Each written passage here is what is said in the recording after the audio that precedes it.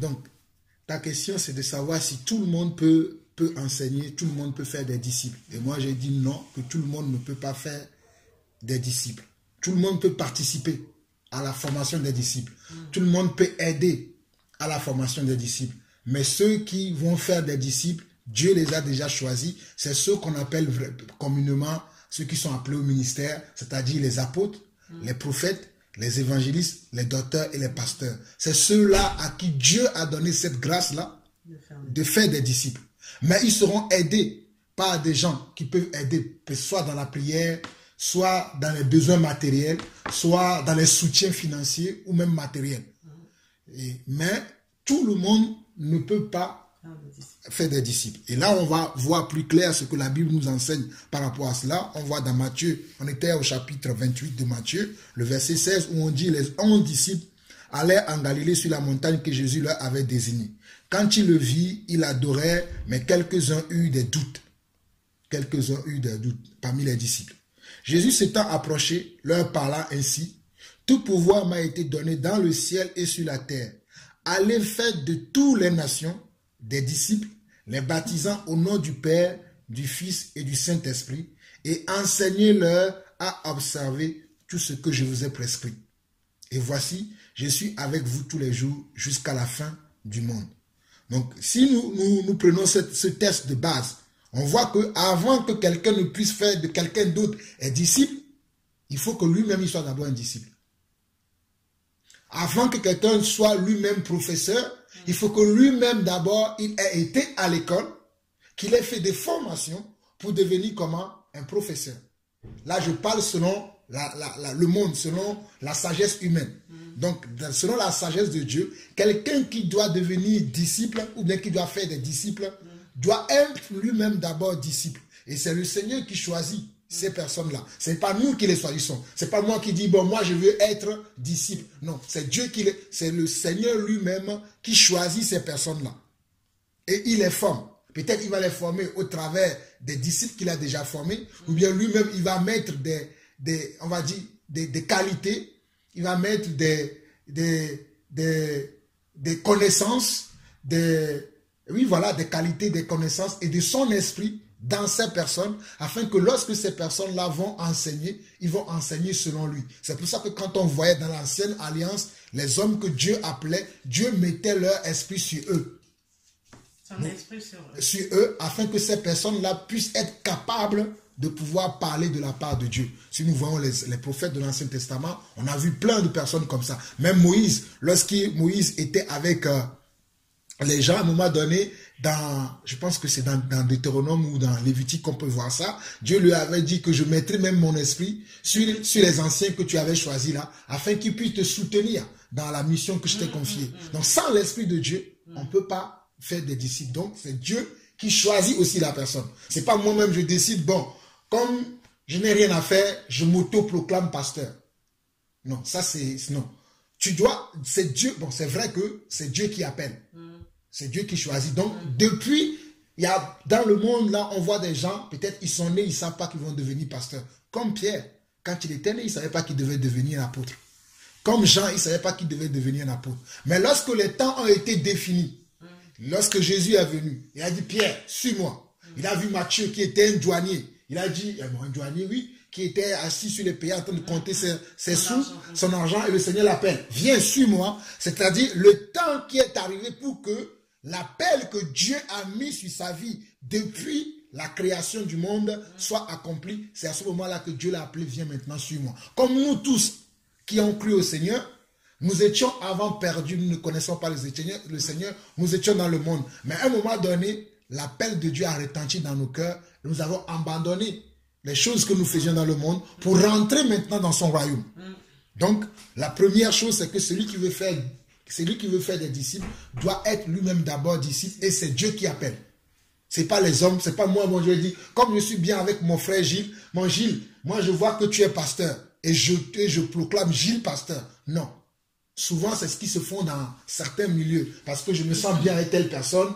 Quand il exhorte les gens, on sent bien qu'il a un peu de connaissance de la parole. On dit, bon, viens, tu vas être pasteur ou bien tu vas être prophète. Et c'est comme ça que certains, malgré qu'ils n'ont pas reçu cet appel, ils se sont retrouvés à être des pasteurs et à être des apôtres ou même certains des prophètes, ainsi de suite. Donc, le premier texte, c'est ce que nous venons de voir là. Et le verset 20 dit, « Et enseignez-leur à observer tout ce que je vous ai prescrit. » Donc, quelqu'un qui est appelé à faire des disciples doit enseigner ce que Dieu a prescrit. Parce que lui, il compte faire. Parce que lui, il entend dire des gens. Mais ce que Dieu veut qu'on enseigne aux gens. Parce que lui-même, il veut. Nous voyons un exemple palpable dans la Bible. Nous voyons le cas de Saül, à qui Dieu avait dit d'aller détruire un peuple, de tout détruire et de ne rien ramener chez lui. Mais il est parti. Il a détruit le peuple, mais il va prendre un peu des choses de ce pays-là et le ramener chez lui. Et quand Dieu va être mécontent contre lui, Dieu va envoyer le prophète Samuel. Il va dire à Samuel que non, je voulais faire des sacrifices à Dieu. C'est pour ça que j'ai pris ces choses-là. Ben, Samuel va lui dire que non. Avant même que Dieu ne te choisisse pour te faire roi, avais-tu fait des sacrifices à Dieu? Parce que ce n'est pas le sacrifice que Dieu attend de nous, mais c'est l'obéissance que Dieu attend. Il va dire encore, dans sa justification de son péché qu'il a commis, de son non-obéissance à Dieu, oui, que je craignais le peuple. C'est pour ça que j'ai pris. C'est pour ça qu'on ne doit pas craindre les gens à qui on enseigne. On doit enseigner ce que Dieu veut qu'on enseigne. Si la personne veut suivre, il suit. S'il ne veut pas suivre, toi, tu sais que tu es libre de son sang parce que tu lui as enseigné la vérité. À lui de prendre ou de ne pas prendre. Ça, c'est encore un deuxième fondement. On va quitter maintenant Matthieu. On va aller dans Luc, chapitre 24. Pour voir comment les apôtres ont fait ce travail-là que Dieu leur a dit. Parce que toute chose a une base dans la parole. Les choses ne se font pas comme ça d'eux-mêmes. Il y a une base dans la parole qu'on doit considérer. Luc chapitre 24. Et on peut lire à partir du verset 44.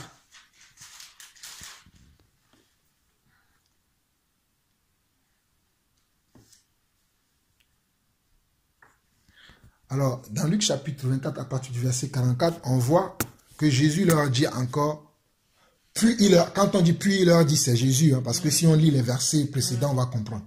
Puis il leur dit, c'est là ce que je vous disais lorsque j'étais encore avec vous, qu'il fallait que s'accomplisse tout ce qui était écrit de moi dans la loi de Moïse, dans les prophètes et dans les psaumes. Alors il leur ouvrit l'esprit afin qu'ils comprennent les Écritures. Et il leur dit, ainsi, il est écrit que le Christ souffrirait et qu'il ressusciterait des morts le troisième jour et que la repentance et le pardon des péchés seraient prêchés en son nom à toutes les nations, à commencer par Jérusalem. Vous êtes des témoins de ces choses. Donc Jésus va leur dire que, dans Matthieu, on voit que Jésus leur dit, allez faire de toutes les nations des disciples. Luc, là, lui nous donne plus de précision que Jésus a dit ça. Mais comment il a dit? Il a dit, quand on voit ici, à partir du verset 44, c'est là ce que je vous disais lorsque j'étais encore avec vous. Donc on parle des paroles qui sortaient de la bouche de Jésus lorsqu'il était avec les disciples pour les enseigner, les encadrer, les former. Il parlait de cette parole. Là, quand on dit la phrase, c'est là ce que je vous disais lorsque j'étais encore avec vous. C'est juste, Jésus était en train de leur rappeler ce qu'il leur disait depuis le début. Quand il a parlé comme ça, les apôtres, eux, ils ont compris. Et ils continuent. Ils n'ont même pas compris, parce qu'on va voir que dans la suite, qu'ils n'ont pas encore compris. Qu'il fallait que s'accomplisse tout ce qui était écrit de moi dans la loi de Moïse, dans les prophètes et dans les psaumes. Les apôtres se disent, mais qu'est-ce qu'ils veulent nous dire encore? Et là, on nous dit, alors, il leur ouvrit l'esprit, afin qu'ils comprennent les Écritures. Une des choses que nous devons demander aussi en tant qu'enfants de Dieu à Dieu, que Dieu nous ouvre l'esprit afin qu'on comprenne l'écriture, non pas selon la lettre, mais selon la pensée de Dieu. Parce qu'on peut lire comme ça selon le français, dit que j'ai compris, alors que le spirituel, on ne le comprend pas. Parce que derrière un verset se cache une pensée spirituelle. Derrière une parole de Dieu se cache toujours la pensée spirituelle et non la pensée charnelle, et non la connaissance humaine. Donc on doit savoir qu'est-ce que Dieu veut dire par là. Et là, il leur dit, alors il leur ouvrit l'esprit afin qu'ils comprennent les Écritures. Et là, les apôtres, ils ont compris. Ils vont leur dire, ainsi, il est écrit que le Christ souffrirait et qu'il ressusciterait des morts le troisième jour et que la repentance et le pardon des péchés seraient prêchés en son nom à toutes les nations, à commencer par Jérusalem. vous êtes des témoins de ces choses. Donc, c'est les dernières paroles que Jésus avait dites aux disciples. Et tu vois qu'ici, il leur dit que vous allez commencer à faire le travail, à commencer par où? Par Jérusalem. Bon, on le voit, il dit que, verset 45 dit que la repentance et le pardon des péchés seraient prêchés en son nom à toutes les nations, à commencer par Jérusalem. Vous êtes des témoins de ces choses. Parce que Jésus les a formés d'abord à Jérusalem. Donc l'église va commencer à Jérusalem. Ok, allons dans Actes chapitre 1. On va voir comment l'église a commencé. L'église a une histoire. Actes chapitre 1.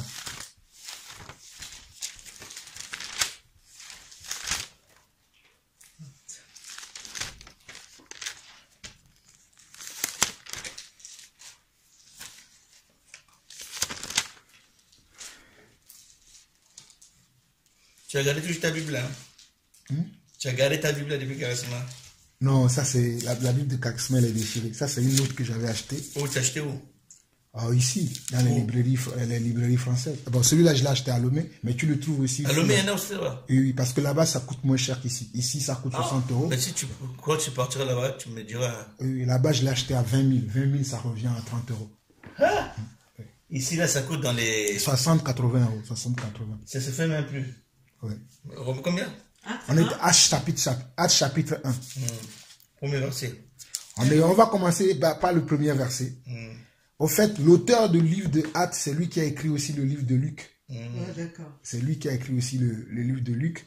Et d'ailleurs, mettons un doigt ici. On va lire quelque chose dans Luc qui est important. Luc chapitre 1. Pour la suite de ce que nous sommes en train de faire. Parce que la sœur Sylvie m'a posé la question de savoir est-ce que tout le monde peut faire des disciples? Et c'est à cette question-là que j'essaie de lui répondre, si tout le monde peut faire des disciples ou pas. Et c'est intéressant. Donc, quand on regarde Luc chapitre 1, ce sont les gens qui ont suivi les apôtres, qui ont suivi ceux qui ont été apôtres avant nous, ceux qui ont connu le Seigneur avant nous, ceux qui ont marché à Jésus, qui témoignent ici. Donc, on voit ici Luc qui dit, Luc, c'est un médecin qui était un accompagnateur de Paul. Il avait beaucoup accompagné Paul dans ses voyages. C'est lui qui témoigne ce qu'il a vu. C'est pour ça qu'aujourd'hui, nous ne pouvons pas recevoir les témoignages de n'importe qui. Nous devons recevoir les témoignages de ceux qui ont été des témoins oculaires de la vision de Dieu. Parce qu'aujourd'hui, il y a tout le monde qui dit, j'ai eu une vision, j'ai eu telle vision, j'ai eu telle vision. Mais dans la vision, il y a une seule vision qui est la vision de Dieu. Mais pour que nous puissions être sûrs que la vision que nous avons est la vision de Dieu, il faudrait que nous nous référons à ceux qui ont été des témoins oculaires, qui nous ont laissé des écrits, qui se retrouvent dans la parole aujourd'hui. Donc on voit ici, ce Luc médecin, que si vous voulez, on peut voir dans Colossiens, il le dit lui-même, Luc. Alors c'est bien, hein, suivons pas à pas parce que c'est important. C'est quelque chose qu'on ne fait pas, c'est pour ça que Dieu permet ça. Dieu permet que... Colossiens combien? Colossiens chapitre 4, si je ne me trompe pas, oui. Colossiens chapitre 4. Combien? On peut lire à partir du verset 12. Il dit Épaphras qui est... Ah bon, tu peux lire, frère Gilles. Épaphras, qui est des vôtres, vous salue, serviteur de Jésus-Christ. Il ne cesse de combattre pour vous dans ses prières, afin que vous teniez bon comme des hommes faits, pleinement disposés à faire toute la volonté de Dieu. Car je lui rends le témoignage qu'il a une grande solitude pour vous, pour ceux de Laodicée et pour ceux de l'Hiérapolis. Luc, le médecin bien-aimé, vous salue ainsi que Démas. Salue les frères qui sont à Laodicée, à Nymphas et à l'église qui est dans sa maison. Amen. Le verset 14, ici on voit Luc, le médecin bien-aimé, vous salue, ainsi que Démas. Donc c'est ce Luc, le médecin. Nous revenons maintenant dans Luc chapitre 1. C'est ce Luc, le médecin, qui a écrit ce livre. C'est pas que je l'ai découvert, Dieu m'a révélé. Moi, je suis quelqu'un, je cherche. Je fais des recherches pour comprendre. Quand on lit quand on voit l'auteur du livre, dans ma Bible, il est écrit, auteur du livre, Luc, Luc, l'auteur du 3e évangile et du livre des Actes des Apôtres, ait associé le titre de médecin bien-aimé. Colossiens 4, verset 14. Il fut compagnon d'œuvre de Paul. On peut le voir aussi dans Philémon, chapitre 24. Voix introduction. C'est comme ça que moi j'étudie la Bible pour connaître l'histoire. Je ne viens pas vous dire, ah oui, Dieu m'a révélé, pour vous montrer que je suis au-dessus de vous. Je cherche à comprendre. C'est bien ça. Vous comprenez ce que je suis en train de dire? Je lis. Tout est là. Je ne suis pas... Des fois, il y a des commentaires qui ne me plaisent pas. Après, je prie pour que Dieu m'éclaire. Mais des fois, quand je lis certains commentaires, c'est clair pour moi de comprendre l'époque, de me situer dans l'époque. Je ferme cette petite parenthèse-là pour que vous puissiez comprendre. Maintenant, lisons maintenant ce que celui qui l'a écrit. Il dit, plusieurs ayant entrepris de composer un récit des événements qui se sont accomplis parmi nous, suivant ce que nous ont transmis ceux qui ont été des témoins oculaires dès le commencement, et sont devenus des ministres de la parole. Regardez bien ce que Luc dit. Hein. Il dit, plusieurs ayant entrepris de composer un récit. C'est-à-dire, les gens se sont assis, disent, bon, ok, il y a beaucoup de choses qui sont passées, on a entendu que Jésus a fait, les apôtres ont fait. Maintenant, on va faire un récit de toutes ces choses-là que Jésus a fait et que les apôtres ont fait. On va faire un récit de ça. C'est ce que Luc est en train de nous dire là. Et il dit, suivant ce que nous ont transmis, ceux qui ont été des témoins oculaires. Les témoins oculaires, c'était qui? C'était les apôtres. De ces événements qui sont passés. Et sont devenus des ministres de la parole. Non seulement ils ont été témoins, mais ils sont devenus comment? Des ministres de la parole. Donc tout le monde ne peut pas être ministre. On peut être témoin, juste on a été témoin. Mais si on n'est pas ministre, parce qu'on n'a pas reçu la grâce d'être ministre. Une chose est d'être témoin, une autre est d'être ministre. Parce qu'on a reçu cette grâce-là d'être ministre. Amen. On continue. Il m'a aussi semblé bon, parce que lui-même qui parle ici, voilà la preuve, il n'est pas ministre. Il parle de ce qu'il a vu. Il ne parle pas en tant que ministre, il parle en tant qu'un témoin des choses qu'il a vues. C'est pour ça que lorsque je veux parler aux gens, je ne vais pas dire je suis apôtre, je suis ceci, je suis cela. Je vais dire je parle en tant que frère par rapport à ce que j'ai vu. Je suis témoin. Je suis témoin de ces choses-là que j'ai vues. Je parle en tant qu'un témoin de certaines choses. Je ne viens pas dire je suis un enseignant, écoutez-moi. Je ne sais pas ce que je dis, vous comprenez. Parce qu'il y a des gens aujourd'hui, parce qu'ils ont été témoins de certaines choses, ils vont se proclamer je suis apôtre, je suis prophète. Non, tu as été juste témoin de certaines choses que tu as vues. Cela ne fait pas de toi un ministre de la parole. Parce qu'un ministre, c'est un appel qu'on reçoit de la part de celui qui appelle. Ministre, et c'est Dieu qui appelle. Ce n'est pas nous les hommes qui appelons les gens. Et il dit, il m'a aussi semblé bon, après avoir fait des recherches exactes sur toutes ces choses, depuis leur origine, de te les exposer par écrit, d'une manière suivie, excellent Théophile, afin que tu reconnaisses la certitude des enseignements que tu as reçus. Théophile, lui, étant quelqu'un qui a reçu la grâce d'être ministre. Ministre, voilà. Il est ailleurs, voilà. Il est ailleurs. Il enseigne dans les églises. Bon, dans les églises en Europe, en Asie, à l'époque, selon l'histoire. Et ici... Donc, Luc était vivant encore. Luc était vivant encore. Qui a entendu parler de Théophile, il a dit, ah, je vais lui faire une écrit des choses que moi-même qui a suivi les apôtres. Lorsque les apôtres étaient là encore sur terre, je suppose que Théophile était quelqu'un qui participait beaucoup financièrement, qui était, comme lui-même il le dit dans Colossiens, il était un accompagnateur qui suivait les apôtres. Donc il a dit, je vais lui envoyer une copie des choses que moi j'ai vu les apôtres faire, les choses que j'ai entendu faire. Je vais lui envoyer ça afin qu'il reconnaisse la certitude des enseignements qu'il a reçus pour ne pas être emporté à tout vent de doctrine, pour ne pas être déstabilisé dans sa foi, mais de continuer dans ce qu'il a entendu et de travailler dans ce sens-là. Chose que nous, chrétiens, ne faisons pas aujourd'hui. Normalement, quand on reçoit un enseignement, vraiment, on doit aller savoir si ce qu'on a reçu, est-ce qu'elle est conforme à la parole. Est-ce que la Bible enseigne ça? Est-ce que la Bible parle de ça? Parce que il y a aujourd'hui tout le monde qui dit oui, Dieu m'a dit ça. Oui, j'ai eu une vision, Dieu m'a dit ça. Oui, Dieu est venu dans ma chambre, il m'a parlé. Mais est-ce que nous vérifions si ce qu'il dit est vrai? Parce que ici, Théophile veut qu'il ait la certitude de ce qu'il a. Afin qu'il ne soit pas. Ce qu'on a enseigné, et c'est la même continuité que ce que Luc a vécu avec les apôtres. Afin de ne pas se tromper, oui, j'ai fait tout ça là, mais après, finalement, c'est pas ça la volonté de Dieu. Et surtout, beaucoup d'entre nous, nous sommes nés dans les familles chrétiennes. Quand je parle avec les gens qui me disent, oui, moi je suis chrétien depuis ma naissance. Je dis non, on ne peut pas être chrétien depuis sa naissance. Chrétien, on le devient.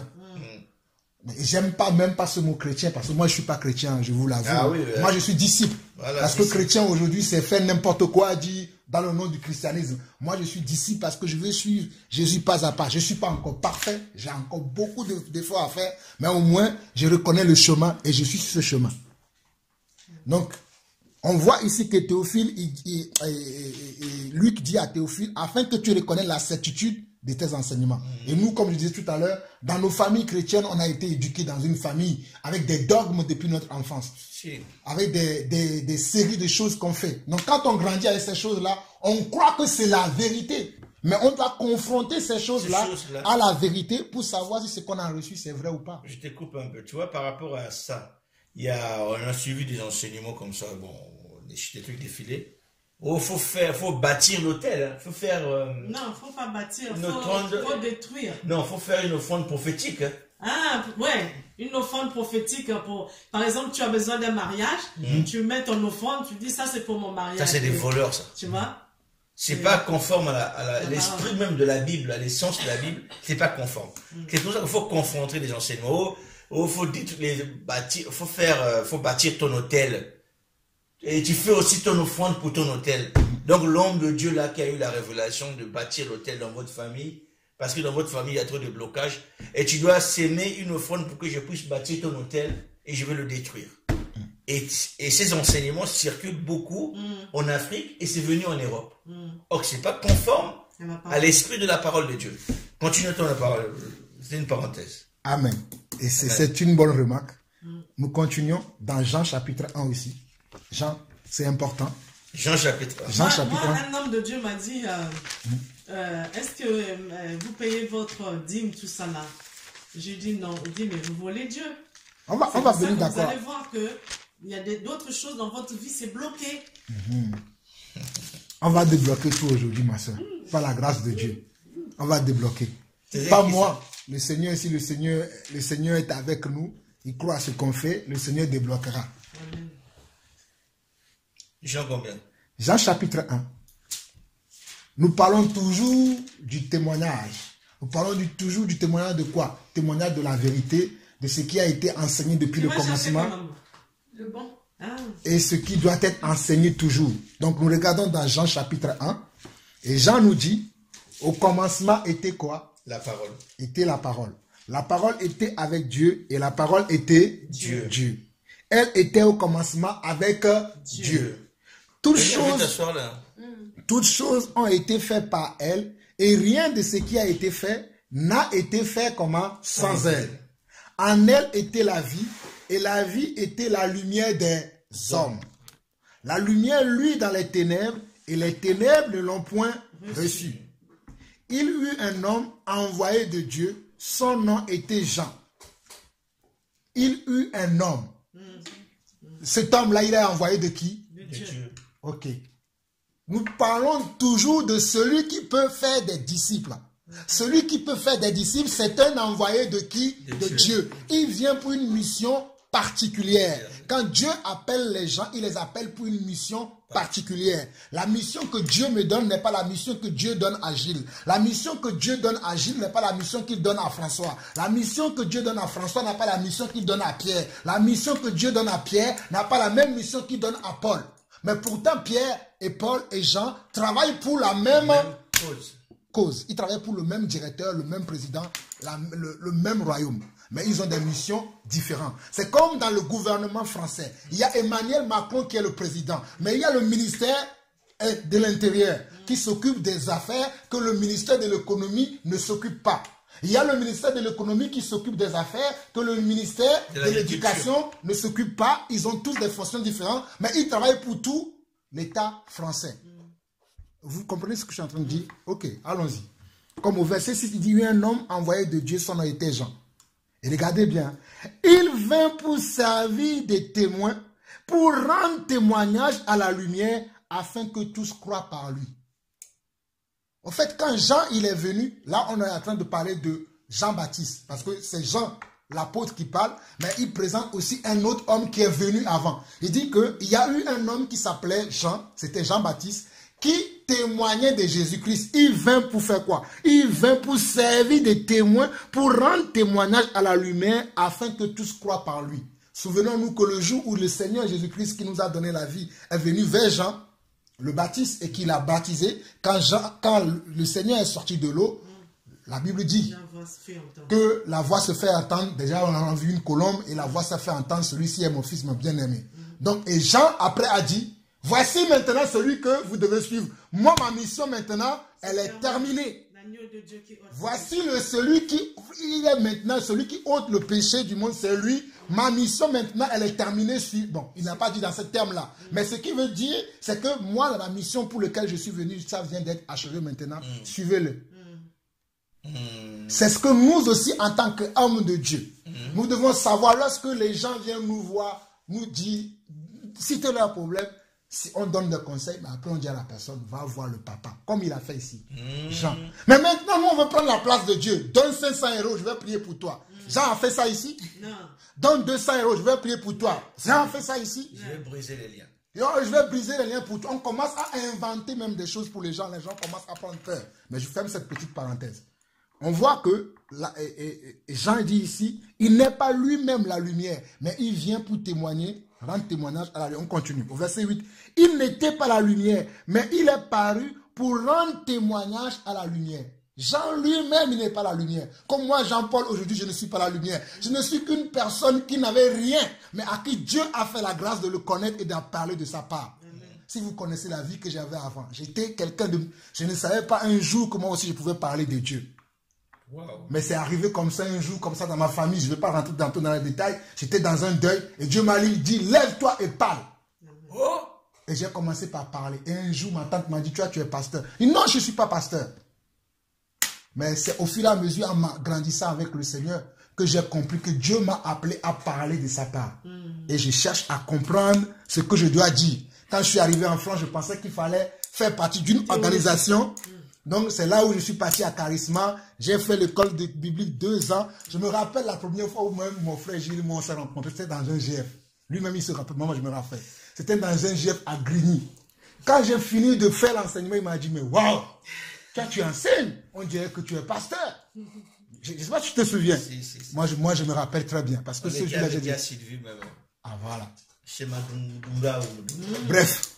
Donc, on voit ici que Jean dit qu'il n'était pas lui-même la lumière, mais il vient pour rendre témoignage de la lumière. Nous devons faire attention de ne pas, surtout à nous qui enseignons ou qui avons reçu, parce qu'il y a beaucoup de dons dans le Seigneur. Ce n'est pas forcément l'enseignement. On peut être aussi quelqu'un qui a prié pour les gens. Et la personne a reçu un miracle, a reçu une délivrance. Maintenant, tu vas penser que tu es quelque chose. Tu n'es rien. Tu as été juste un instrument que Dieu a utilisé pour répondre à un besoin spécifique à un endroit. C'est fini. Nous voyons Philippe dans Actes chapitre 8, pas Philippe. Oui, c'est Philippe. Philippe dans Actes chapitre 8 qui va aller baptiser l'unique Éthiopien, qui lisait la parole et qui ne comprenait pas. Dieu l'a utilisé simplement à ce moment-là pour qu'il aille expliquer quelque chose comment à Philippe, à l'unique Éthiopien. Et puis on n'entendait plus parler de l'unique Éthiopien ni de Philippe. La même chose s'est passée avec celui qui a imposé, oh mon Seigneur et mon Dieu, celui qui a imposé les mains au grand apôtre. Parce qu'après Jésus, j'ai un modèle que j'aime beaucoup, que je prie que Dieu puisse me donner sa grâce. Paul. Celui qui lui a imposé les mains, quand nous lisons la Bible, son histoire s'est finie dans un seul chapitre. C'était Anania. On l'appelle frère Anania. C'est à lui que Dieu a dit, va dans telle maison, voilà. Tu verras un tel homme et tu lui parleras de ma part. Anania a fait ça, sa mission s'est arrêtée là. On n'a plus parlé de lui. On n'a plus parlé de lui. C'est pour ça que j'ai dit, quand on est appelé de Dieu, parce que nous tous, je crois que tout le corps du Christ, chacun a un appel. Chacun a un appel, une mission particulière. Mais la mission d'enseigner la parole de Dieu, la mission d'encadrer les gens, pour que les gens puissent devenir disciples, nous allons arriver au verset qui parle dessus, mais je suis en train de poser les fondements pour qu'on puisse comprendre ça. C'est que les 5 ministères, c'est-à-dire apôtres, prophètes, évangélistes, docteurs et pasteurs, c'est à ceux-là que Dieu a accordé cette grâce-là. Et parmi ces 5 dons de ministère-là, il n'y a pas de femmes. Une femme ne peut pas enseigner comme on voit aujourd'hui. Les femmes se lèvent, je suis prophétesse, je suis ceci, je suis cela. Non. Parce que quand on regarde dans la Bible, lorsque Jésus avait choisi les 12 disciples, ils étaient comment? Ils étaient que des hommes. Donc, ici dans Jean, on voit que Jean dit, je ne suis pas moi-même la lumière, mais je viens pour rendre témoignage de la lumière. Alors donc, lorsque nous allons parler de Dieu aux gens, ne faisons pas comme si c'est nous qui étions quelque chose. Nous sommes juste des enveloppes qui contiennent un message. Moi, je suis une enveloppe aujourd'hui. Quelqu'un d'autre le sera plus tard. Quelqu'un d'autre aussi le sera plus tard. Ainsi de suite. À moins que le Seigneur Jésus revienne et qu'il nous enlève. Mais s'il ne revient pas, il va utiliser toujours des enveloppes pour pouvoir apporter un message. Mais faisons attention de ne pas penser maintenant que c'est nous-mêmes qui sommes à l'origine de toutes ces choses. Oui, vas-y. Voilà. Mais supposons oui. qu'il n'y a que des païens, mais il y a une femme qui arrive, voilà, qui vraiment qui a la connaissance, qui commence qui a l'esprit. Qui a l'esprit, voilà, l'esprit est sur elle. Donc elle ne peut pas enseigner, elle va faire quoi sans rôle? Une femme peut... Là, nous parlons de former des disciples. Ne mélangeons pas les choses. Okay. Former les disciples, c'est différent. Une femme peut témoigner. Tu viens dans un endroit, il y a les païens, tu peux parler de Jésus-Christ, tu n'enseignes pas. Enseigner, ça veut dire que tu prends la Bible, tu fais asseoir les gens, tu commences, comme ce que je suis en train de faire là, je suis en train d'enseigner. Parce que je pose des fondements de la parole. Ça, c'est pas... Mais tu peux venir parler de Jésus. Ah, vous savez, vous avez des problèmes. Il y a un homme qui est mort là. Comme la femme samaritaine l'a fait. Dans Jean chapitre 4. Lorsqu'il était au puits. Elle a vu Jésus lui parler. Elle n'a jamais rencontré Jésus. Jésus lui a parlé. Elle a dit, ah ben c'est qui cet homme qui m'a parlé comme ça? Elle a été frappée par la parole de Jésus. Lorsqu'elle est rentrée dans la ville, elle est allée parler aux gens. J'ai rencontré un homme qui m'a parlé aujourd'hui, qui m'a tout dit concernant ma vie. Est-ce qu'elle a enseigné? Elle a juste dit ça. Elle n'a pas commencé à dire, oui, prenez vos Bibles, prenez votre parole. Elle a juste témoigné que j'ai entendu, j'ai rencontré un homme aujourd'hui qui m'a parlé. Je sais que les gens, les femmes qui veulent vraiment enseigner, ils vont prendre des passages. Ils vont dire, oui, souvenez-vous de Marie de Magdala, il est parti à la tombe. Marie de Magdala, c'est qu'elle a vu à la tombe. Elle est partie juste dire aux apôtres, nous avons vu le maître, elle est ressuscitée, elle s'est arrêtée là. Elle n'a pas commencé maintenant, bon, à aller de ville en ville. Oui, j'ai vu. Non, parce que d'ailleurs, c'est le Seigneur qui lui a dit, va dire à mes frères que je suis ressuscité. Elle n'a pas fait d'elle-même. C'est le Seigneur qui lui a dit, va dire à mes frères que je suis ressuscité. Il y a un autre exemple, Anne qui priait dans le temple. Elle priait, elle était prophétesse, elle restait dans le temple, elle priait, parce que c'était aussi une prophétie d'Ésaïe qui devait s'accomplir. Et quand Anne a vu Jésus, elle a prié pour lui. Sa mission aussi s'est arrêtée là. Parce que si nous avons le temps, nous allons lire la prière que Anne a fait. Anne aussi a dit voici. Et sa mission s'est arrêtée là. Donc pour dire que je ne suis pas en train de dire que la femme doit être là, comme certains le disent, bouche cousue, ne dit rien. Ce n'est pas ce que je suis en train de dire. La femme peut témoigner. Nous voyons même l'apôtre Paul qui a été aidé beaucoup par les femmes comme Phébé. Comme on voit, il y a plusieurs exemples dans la Bible qu'on peut voir. Et Vaudi aussi qui a beaucoup aidé l'apôtre Paul dans son ministère. Donc la femme peut aider les hommes à faire le travail. Mais la femme ne peut pas. Comme je vois souvent, je suis dans le train, je vois les femmes. Oui, repentez-vous, Christ revient bientôt. Non, ça c'est le rôle des femmes. Le rôle des hommes. Mais la femme, elle doit être à la maison, s'occuper de ses enfants. Si elle est dans le ministère, elle est là pour aider aux besoins. Par exemple, on est là, tout à l'heure, souvent quand je suis chez les gens, les sœurs amènent à manger, c'est ça. S'il n'y a pas à manger, elle est là, elle voit qu'est-ce qui peut manquer là. Elle s'occupe.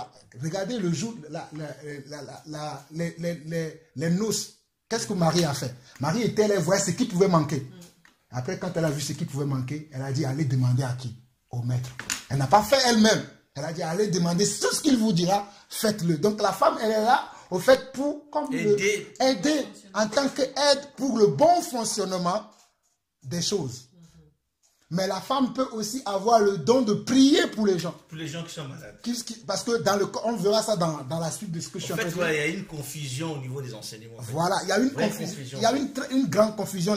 Les gens pensent que, bon, oui, la femme ne doit plus parler. Non, moi, je ne suis pas de ceux-là. La femme peut parler, la femme peut conseiller. D'ailleurs, on le voit, Paul va dire que ceux qui sont âgés enseignent les jeunes veuves à être des femmes respectables, soumises à leur mari dans leur foyer. Donc la femme a un rôle à jouer. Mais quant à ce qui concerne former des disciples, c'est-à-dire enseigner, faire de quelqu'un, le prendre de l'eau afin qu'il devienne un homme, Dieu a appelé que les hommes pour ça. La charge, là, La charge d'évêque, au fait. Voilà, la charge d'ancien, il n'y a que l'homme qui peut le faire. Mais ça va être plus clair pour toi, Sylvie, lorsqu'on va avancer. Avançons. Nous sommes maintenant dans Actes chapitre 1. Actes chapitre 1. C'est là.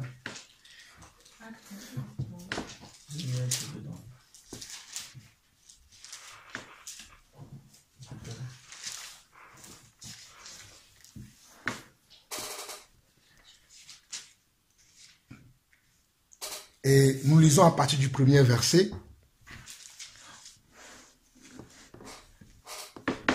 Paul va dire, j'ai dit Paul, Théophile, Luc va encore parler à Théophile et il va commencer son écrit tout de suite avec son nom.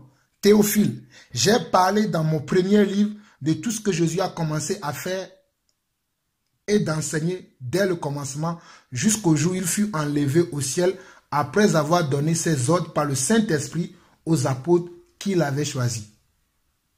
N'oublions pas que tout à l'heure je disais qu'avant que tu sois enseignant, Dieu te choisit d'abord. Il te forme, il te prépare dans les secrets. Depuis le ventre de ta mère déjà, il te choisit. Et après, il te forme. Il y a certains, à cause du royaume de Dieu, Dieu les choisit plus tard. Mais certains, il les a choisis. Le cas de Jérémie nous témoigne que certains, c'est depuis le ventre de leur maman, Dieu avait un destin pour leur vie. Dieu avait un plan programmé pour leur vie. Mais le jour où Jérémie l'a découvert, il a dit, je ne suis qu'un enfant.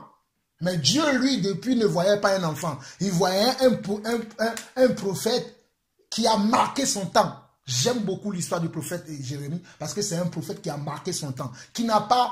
Il y a des prophètes qui ont raté leur mission. Mais Jérémie n'a pas raté sa mission. Il a été jusqu'au bout. Malgré les adversités, les contretemps, les vents et marées qui arrivaient, il a supporté jusqu'à la fin. Donc mais pourtant, c'était quelqu'un que Dieu avait choisi déjà depuis le ventre de sa mère. Donc, c'est pas quelqu'un... Jérémie était là, il marche avec ses frères. Ah, Jérémie, des fois, tu dis des choses qui sont vraies. Oui, tu es prophète. Non. C'est pas comme ça. Moi, j'ai vu des gens, je dis aux gens, tu es prophète comme ça, parce que bon, le frère a dit, oui, j'ai vu ça dans ta vie, et puis c'est arrivé. Ça, c'est de la providence. C'est pas ça. Un prophète, en fait, le prophète, c'est pas quelqu'un qui est là pour dire des choses qui vont arriver. C'est pas ça c'est pas ça le prophète selon la Bible. Le prophète, c'est quelqu'un, on verra ça dans la suite si on a le temps, c'est quelqu'un qui parle de la part de Dieu et qui pose des fondements de Dieu. C'est ça les choses, parce que Jérémie venait, c'est vrai qu'il annonçait les choses qui devaient venir, mais il posait les fondements de Dieu. Mais aujourd'hui, la prophétie selon notre époque, ça n'a rien à voir avec la parole. On commence à dire aux gens, je vois ton mariage, je vois que tu vas devenir homme d'affaires, je vois, c'est ce que Jérémie disait. Non. Jérémie parlait de la parole. Et vous allez voir que lorsque Jérémie parlait, il parlait beaucoup du cœur des gens et du cœur de Dieu. Nous aujourd'hui, parce que le monde actuel, on veut, nous les hommes, on veut, hein, moi le premier, on veut avoir les belles choses de ce monde, on veut avoir, la gloire de ce monde. Donc c'est pour ça que les prophéties de notre époque-là n'est pas selon le cœur de Dieu, mais selon l'attente des hommes. Qui est l'homme à qui on va dire aujourd'hui, je te vois? Tu vas devenir un tel homme qui ne sera pas content. Je vais avoir ça, je vais avoir ça. Si on n'est pas vraiment brisé par le Seigneur, on va commencer à croire à ça. Parce que c'est un prophète qui m'a dit ça. Hein? C'est un prophète qui m'a dit ça. Est-ce que c'est vraiment la volonté de Dieu? Je ferme encore cette petite parenthèse. Ce n'est pas important. Verset 3. On dit, après qu'il eut souffert, il leur apparut vivant. Et leur en donnant plusieurs preuves se montra à eux pendant 40 jours et parlant des choses qui concernent le royaume de Dieu. Lorsque Jésus prenait le temps avec ses disciples, il parlait que des choses qui concernent le royaume de Dieu.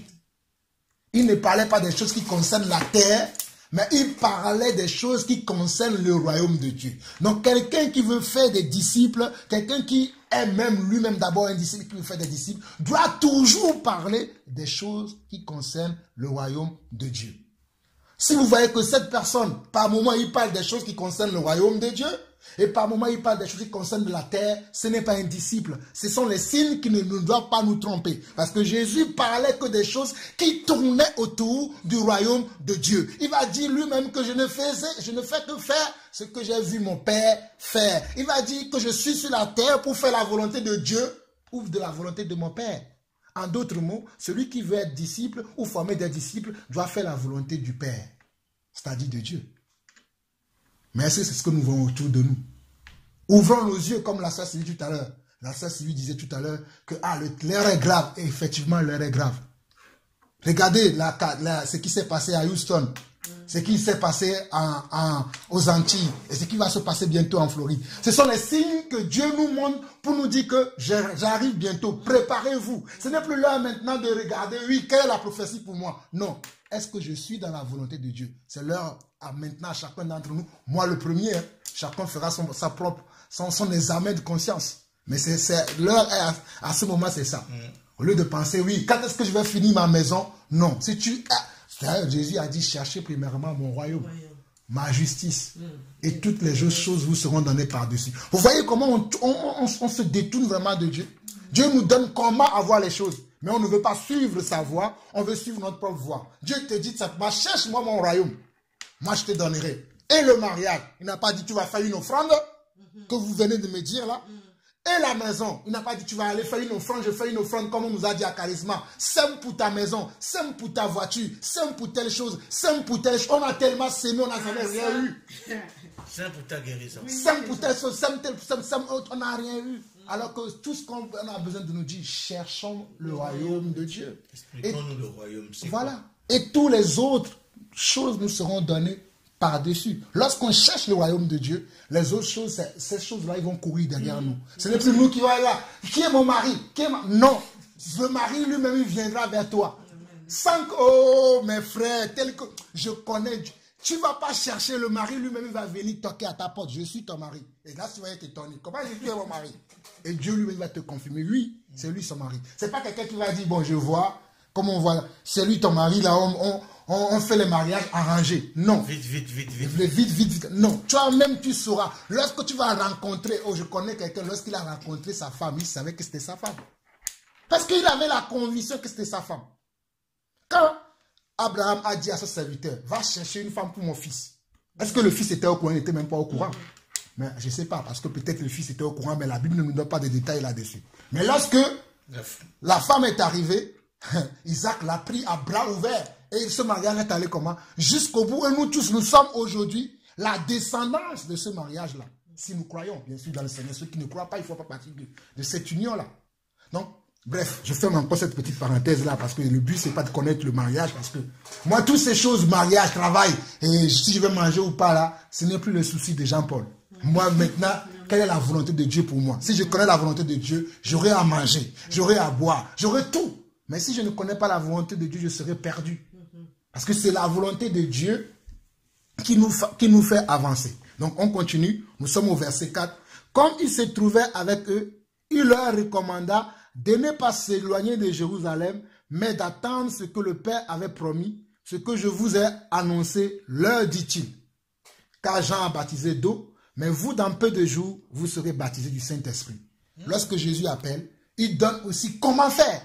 C'est-à-dire, on ne se lève pas comme ça. Oui, bon, je me lève, où est-ce que je vais aller? Non. Il leur a dit, avant même d'aller faire les disciples, attendez, moi je vais répandre sur vous comment? Mon esprit. Et je vais répandre sur vous aussi la puissance, parce que vous allez le voir. On continue. Au verset 6. Alors les apôtres réunis leur demandaient, Seigneur, est-ce en ce temps que tu rétabliras le royaume d'Israël? Verset 7, il leur répondit, ce n'est pas à vous de connaître les temps ou les moments que le Père a fixés de sa propre autorité. Je vois des gens aujourd'hui qui disent, le Seigneur va revenir 15 septembre. L'année, en 2015, j'ai vu plein de gens, même des frères avec qui je partageais avant. Certains parmi eux qui ont commencé, Jésus va revenir le 15 septembre, Jésus va revenir le 15 septembre. J'ai pris mon téléphone, j'ai appelé les frères, mes frères, regardez dans la parole. La Bible nous déclare, Seigneur Jésus a dit, personne ne connaît ces jours. Qui vous a dit ça? Oh non, j'ai reçu une révélation. Oh non, on a fait des calculs. Il y a même un certain monsieur, Ignaski, qui a fait des calculs, que tout le monde a cru à ça. Mais moi, je n'ai pas cru. Mais je connais des frères à moi, avec qui on partageait. J'ai prié avec eux, mais qui ont cru à ça. J'ai dit, mes frères, vous vous trompez. Il y en avait un, même, je vais taire son nom, mais je lui ai dit, à partir de ce jour-là, puisque tu ne veux pas suivre la vérité, tu veux suivre toujours la voie d'égarement, toi et moi, pas de communion. Ah oui, tu es orgueilleux. Non, je ne suis pas orgueilleux. Je suis la parole de Dieu. Oui. Je suis la nuée. C'est ni l'heure, ni le jour. Ni le jour. que le Père a fixé pour cet avenir. Les apôtres ont posé cette question avant nous. Mes frères, sans vous mentir, hein, tous les sujets de questions que nous avons dans le corps du Christ, ça avait été traité avant. Tout est écrit. Mais c'est parce que nous ne prenons pas le temps d'étudier, de lire, de demander à Dieu, d'ouvrir nos yeux. Mais nous voulons suivre tout ce qui se passe. Nous voulons suivre le mouvement. Mais moi, je suis le mouvement de l'esprit. Parce que le vent souffle, comme la Bible dit. Tu ne sais ni d'où il vient, ni où il va. Moi, je suis ce vent-là. Mais je ne veux pas suivre les vents où on sait d'où ça vient et d'où ça va. Je ne veux pas suivre ces vents-là. Nous continuons au verset 8. Il dit, mais vous recevez une puissance, le Saint-Esprit, survenant sur vous, et vous serez mes témoins à Jérusalem, dans la Judée, dans la Samarie, et jusqu'aux extrémités de la terre. Souvenons-nous que quand nous avons lu Luc chapitre 24 à partir du verset 44, vers le verset 47, Luc disait qu'il a dit que nous serons des témoins à partir de Jérusalem. Là, Théophile nous complète encore qu'ils seront des témoins, à commencer par Jérusalem, dans toute la Judée, dans la Samarie et jusqu'aux extrémités de la terre. Sylvie, tu m'as posé la question de savoir, est-ce que tout le monde peut faire un disciple? Avant de savoir si tout le monde peut faire des disciples, comment le discipulat a-t-il été commencé? Là, c'est le commencement du discipulat, ça. Le discipulat a commencé d'abord à Jérusalem, après ensuite en Judée, après ensuite en Samarie, et ça a étendu jusqu'à nous aujourd'hui. Jusqu'à nous aujourd'hui. C'est ça l'histoire du discipulat. Ok, nous continuons. Au verset 10, non, au verset 9, on dit, après avoir dit cela, il fut élevé pendant qu'ils le regardaient, et une nuée les déroba de leurs yeux. Et verset 10, et comme ils avaient les regards fixés vers le ciel pendant qu'ils allaient, voici deux hommes vêtus de blanc leur apparus et dit, hommes galiléens, pourquoi vous arrêtez-vous à regarder au ciel? Si Jésus a été enlevé au ciel du milieu de vous, viendra de la même manière que vous l'avez vu allant au ciel. Parce que lorsqu'ils étaient avec lui sur la montagne et que Jésus leur avait dit, les premières paroles qui ont sorti de sa bouche, c'est « Attendez-moi jusqu'à ce que vous recevez le Saint-Esprit. Attendez-moi jusqu'à ce que vous recevez la puissance de Dieu. Et une fois qu'il a parlé de toutes ces choses-là, je ne sais pas dans quel ordre ça a été fait, il a été enlevé. Donc eux, ils sont restés à regarder le ciel comme ça. Et Dieu, dans son amour, a envoyé un ange pour qu'il ne reste pas comme ça à regarder le ciel. Et les anges leur ont dit, non, pourquoi vous regardez là-bas? Allez comme il vous a dit, parce que de la même manière vous l'avez vu partir, de cette même manière-là, il reviendra. Et nous, aujourd'hui, nous croyons que bientôt Jésus reviendra nous chercher. Nous ne connaissons ni l'heure, ni l'année, parce que ça fait plus de 2000 ans qu'on attend. Et d'ailleurs, Pierre le dit que comme c'est comme un jour et comme on attend, c'est pour ça que certains se permettent de faire certaines choses, parce que pour eux, ils pensent qu'il ne reviendra jamais. Donc moi, je ne vais pas rentrer dans ça. C'est aussi autre chose. Mais nous voyons ici que les apôtres ont compris, et là, ils vont quitter là. Ils vont quitter, parce qu'ils vont suivre les conseils des anges, et suivez les pas des apôtres. Hein. Ils vont suivre les conseils des anges, ils vont faire quoi? Au verset 12, on nous dit quoi? Alors, ils retournèrent à Jérusalem, de la montagne appelée des Oliviers, qui était près de Jérusalem, à la distance d'un chemin de sabbat. Si vous lisez les commentaires, la distance d'un chemin de sabbat, on lui dit combien de kilomètres ça fait. Mais bon, ce n'est pas important. De sabbat. Quand il fut arrivé, ils montèrent dans la chambre haute où ils se tenaient d'ordinaire. Donc, un disciple, c'est quelqu'un aussi qui a le temps de se tenir quelque part pour se cacher des autres, pour attendre le Père lui parler. Ce n'est pas les gens qui sont là, yo-yo, en regard. C'est bien de regarder les enseignements sur Internet. C'est bien, parce que moi-même, j'ai une chaîne YouTube, j'envoie des enseignements. Comme je dis souvent aux gens qui m'écoutent, je dis, hé, mes frères, prenons nous-mêmes le temps à avoir une communion avec Dieu, parce qu'il y aura un temps, il n'y aura plus d'Internet. Il y aura un temps, même la Bible, là, tu ne pourras pas le lire. Mais si toi-même, tu n'es pas transformé à être une lettre vivante, comment pourras-tu encore croire en Dieu? Parce que le but, c'est que nous soyons tous des lettres vivantes, comme l'apôtre Paul le dit. Nous serons, celui qui, à force de forger, on devient quoi? On devient forgeron. À force de parler avec Dieu, tu connaîtras tellement Dieu que tu n'auras pas besoin de chercher. Ah, qu'est-ce que lui dit de Dieu, puisque tu connais? Personne n'enseignera l'autre. Oui, mais si tu ne cherches pas, tu auras cette soif-là de, ah, lui il a dit ça, peut-être lui il se trompe. Lui il a dit ça, peut-être lui il se trompe. Mais quand tu as cette communion avec cette personne-là, tu n'auras plus besoin de chercher. Qu'est-ce que lui dit? Qu'est-ce que lui dit? Qu'est-ce que lui dit? Non, parce que tu as cette communion avec le Père. On continue. Quand il fut arrivé, il montait dans la chambre haute où il se tenait d'ordinaire. C'était Pierre. Les gars, la Bible nous donne le nom. C'était Pierre, Jean, Jacques, André, Philippe, Thomas, Barthélemy, Matthieu, Jacques fils d'Alphée, Simon le Zélote et Jude fils de Jacques. C'est-à-dire les 11. Tous d'un commun accord persévéraient dans la prière avec les femmes. Regardez, un détail important. Avec les femmes et Marie, mère de Jésus, et avec les frères de Jésus. Les frères de Jésus qui, de son vivant, ont rejeté Jésus. À sa mort, ils ont dit, ah, on a raté quelque chose, mais on va plus le rater encore. Ils se sont joints aux apôtres. Ok. En ce jour-là, Pierre se leva au milieu des frères. Le nombre des personnes réunies était d'environ 120. C'est-à-dire le jour-là, à part les 11 disciples que Jésus a formés, il y avait d'autres personnes qui étaient témoins, qui voyaient ces choses, qui se sont joints. Donc environ, le nombre des personnes était 120. Quand on dit environ, ça ne veut pas dire que c'était avec certitude qu'ils étaient 120. Ça veut dire qu'ils peuvent être moins, ils peuvent être plus.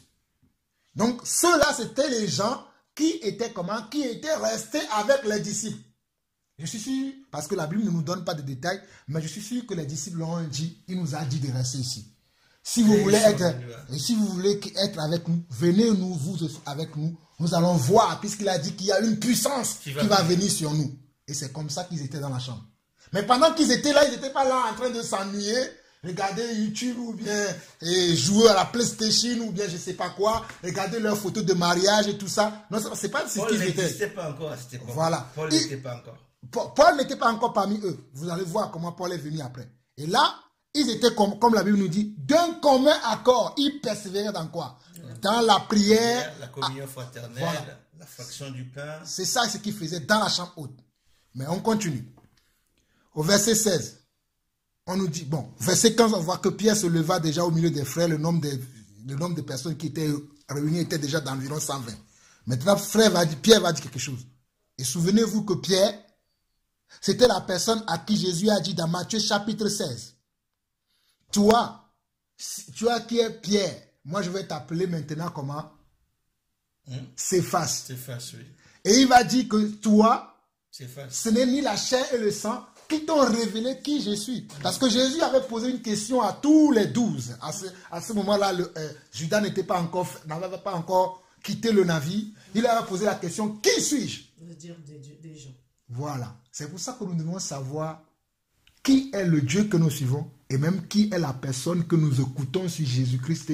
J'ai dit Jésus-Christ. Qui est la personne que nous écoutons sur YouTube. Même moi, qui est Jean-Paul que vous écoutez. Parce que, mes frères, l'air est grave. Il faut qu'on demande à Dieu. Celui-là, je l'écoute. Qui est-il? Révèle-moi son cœur. Qui est-il? Qui il est? Jésus a demandé ça. Et certains disaient, d'autres ont dit que tu es Élie. D'autres ont dit que tu es Jean-Baptiste. Moïse. Il n'y a que Pierre qui a dit, non, moi je sais que tu es Jésus, le Fils de Dieu vivant. C'est ce que Jésus a dit. Ce n'est ni la chair, ni le sang. C'est-à-dire, ce n'est ni la lecture de la Bible qui t'a révélé ça. La chair et le sang représentent la connaissance humaine. Ce n'est pas la connaissance humaine qui t'a révélé ça. Il n'y a que mon Père qui est dans les cieux qui t'a révélé qui je suis. Alors, puisque tu sais qui je suis, sur toi, moi, je bâtirai mon église. Ce n'est pas que Jésus va prendre Pierre, il va le coucher par terre et il va créer son église bâtiment dessus. Comme on nous dit qu'à Rome, le grand bâtiment, là où ils font leurs bêtises là-bas, que c'est là où Pierre a été enterré, c'est faux. C'est-à-dire que sur la révélation que Pierre a de Jésus, Dieu va utiliser Pierre pour fonder son église. Et vous allez voir que c'est Pierre qui a fondé l'église. C'est lui qui a ouvert la porte de l'église. La colonne. C'est lui qui est la colonne et l'appui de l'église parce que c'est à lui que Jésus a remis les clés. Il a dit même, je te donnerai les clés du royaume. C'est à lui. Et vous allez voir que même parmi les 12 disciples de Jésus, il y en avait 3 que Jésus aimait particulièrement. Il y avait Pierre, Jean et Jacques. C'était les 3 que, même si c'était 12, il amenait les 3 partout où ils allaient. Parce qu'il voulait que ceux-là soient ceux qui vont encadrer les autres lorsqu'il va partir. Parce que Jésus avait un plan. C'est pour ça que même quand on est un serviteur, on doit avoir un plan, un fonctionnement de comment je vais faire mon ministère. Comme si tu m'as demandé tout à l'heure, c'est quoi ton ministère? Je suis dans mon ministère là. Les gens pensent que le ministère, il faut acheter un bâtiment, remplir les gens. Non, moi, mon ministère, je vais dans les maisons comme les apôtres. Je parle de Jésus, après je rentre chez moi. C'est fini. Je n'ai pas un contrat avec un bâtiment. Non. Je n'ai pas un contrat avec... Non, mon ministère, c'est ça. Je pars de maison en maison, de ville en ville. Je partage ce que Jésus m'a donné. Après, je rentre chez moi. Dieu lui-même, il s'occupera du reste. C'est ça, le ministère. Bon, je continue. Ok.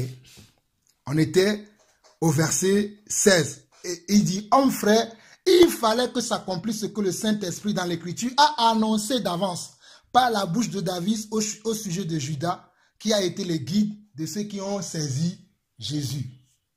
Il fallait que ça s'accomplisse parce qu'il y avait une prophétie qui était faite que Jésus devait mourir. C'est comme je disais tout à l'heure que tout ce qui nous arrive aujourd'hui, pour nous, nous découvrons. Pour Dieu, il ne découvre pas parce que ce sont des choses qui ont été écrites avant. Dieu a dessiné nos plans depuis. Ok, mais nous, quand nous rentrons dedans, nous le découvrons, mais lui ne découvre pas. Il continue. Il était compté parmi nous. Dieu nous donne tous la possibilité, comme dans Jean 1, verset 12. J'aime ce verset, je l'ai gravé dans ma tête.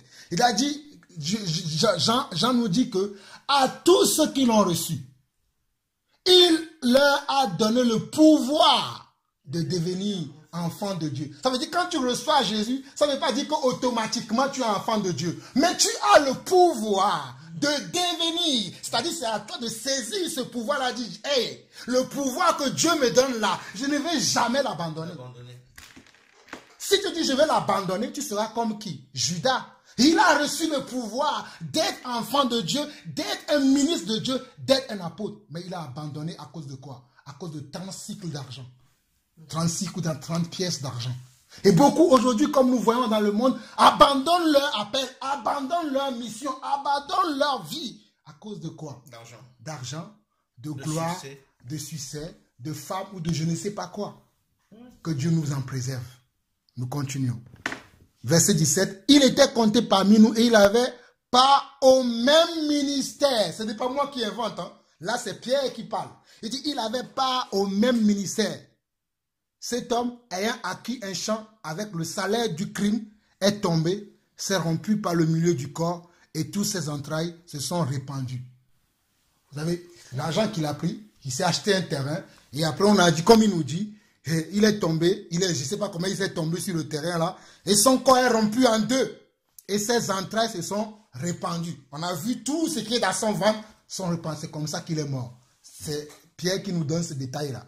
On continue. La chose a été si connue de tous les habitants de Jérusalem que ce champ a été appelé dans leur langue Akeldama, c'est-à-dire champ du sang. Parce qu'il a pris de l'argent pour aller acheter un champ.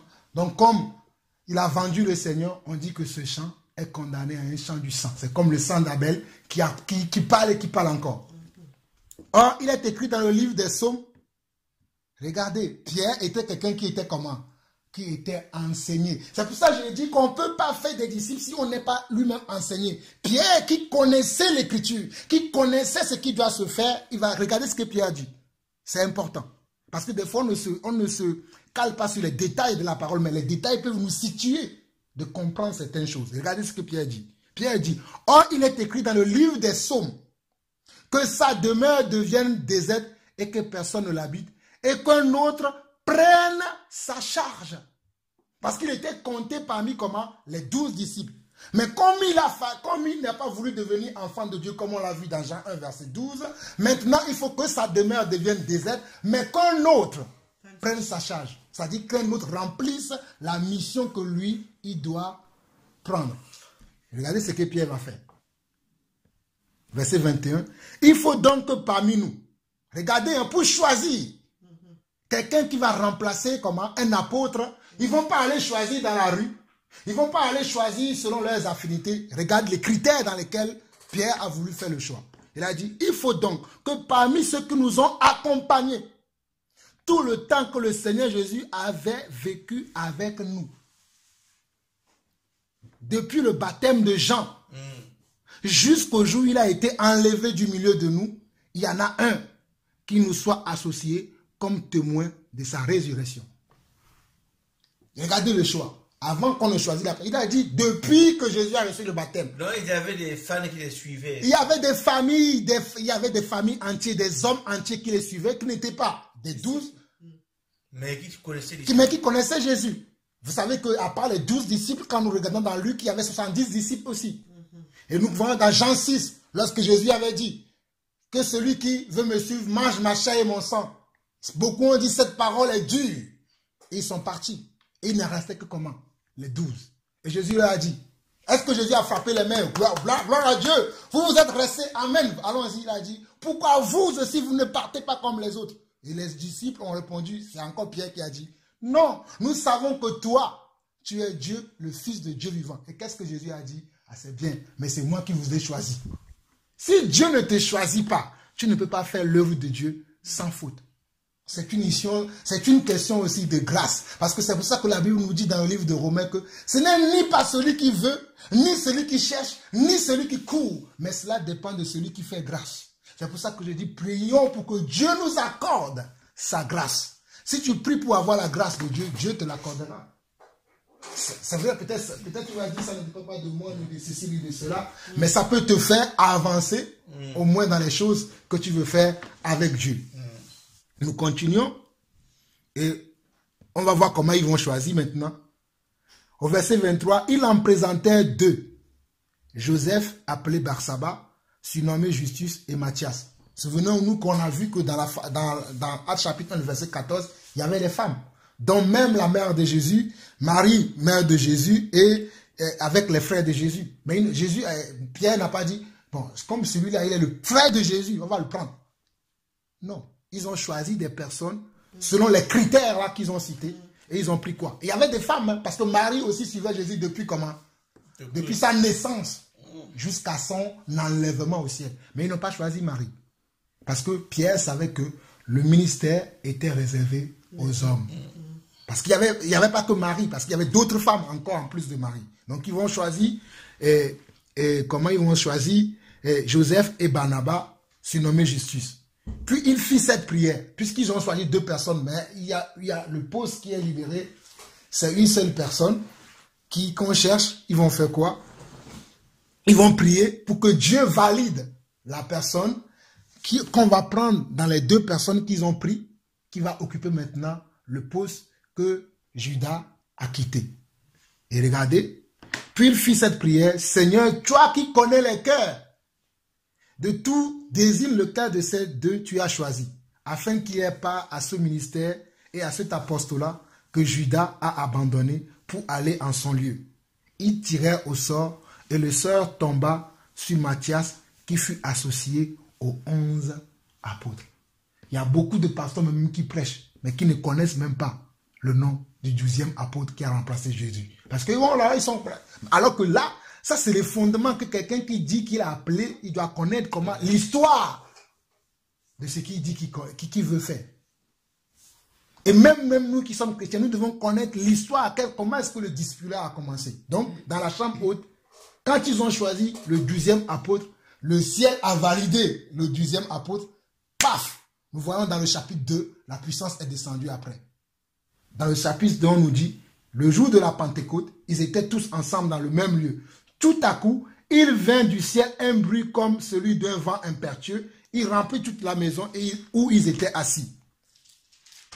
Des langues semblables à des langues de feu leur apparurent séparées les unes des autres et se posaient sur chacun d'eux. Et ils furent tous, ça veut dire même les femmes qui étaient là, ils furent tous remplis du Saint-Esprit et se mirent à parler en d'autres langues selon que l'Esprit leur ordonnait, de s'exprimer. Or, il y avait en ce jour à Jérusalem des Juifs, hommes pieux de toutes les nations qui sont sous le ciel. Au bruit qu'il eut lieu, la multitude accourait et elle fut confondue parce que chacun les entendait parler dans sa propre langue. Au fait, ce jour-là, quand le Saint-Esprit est descendu sur les apôtres et que la puissance de Dieu aussi les a accompagné, la descente du Saint-Esprit, comme il y avait toutes les nations qui étaient représentées sur la terre, Dieu permettait que toutes les nations soient conscients de ce qui se passait, c'est-à-dire la naissance de l'église. Parce que si vous voyez, vous allez voir qu'il y avait toutes les nations qui étaient, même l'Afrique était représentée. Lisons les nations qui étaient là.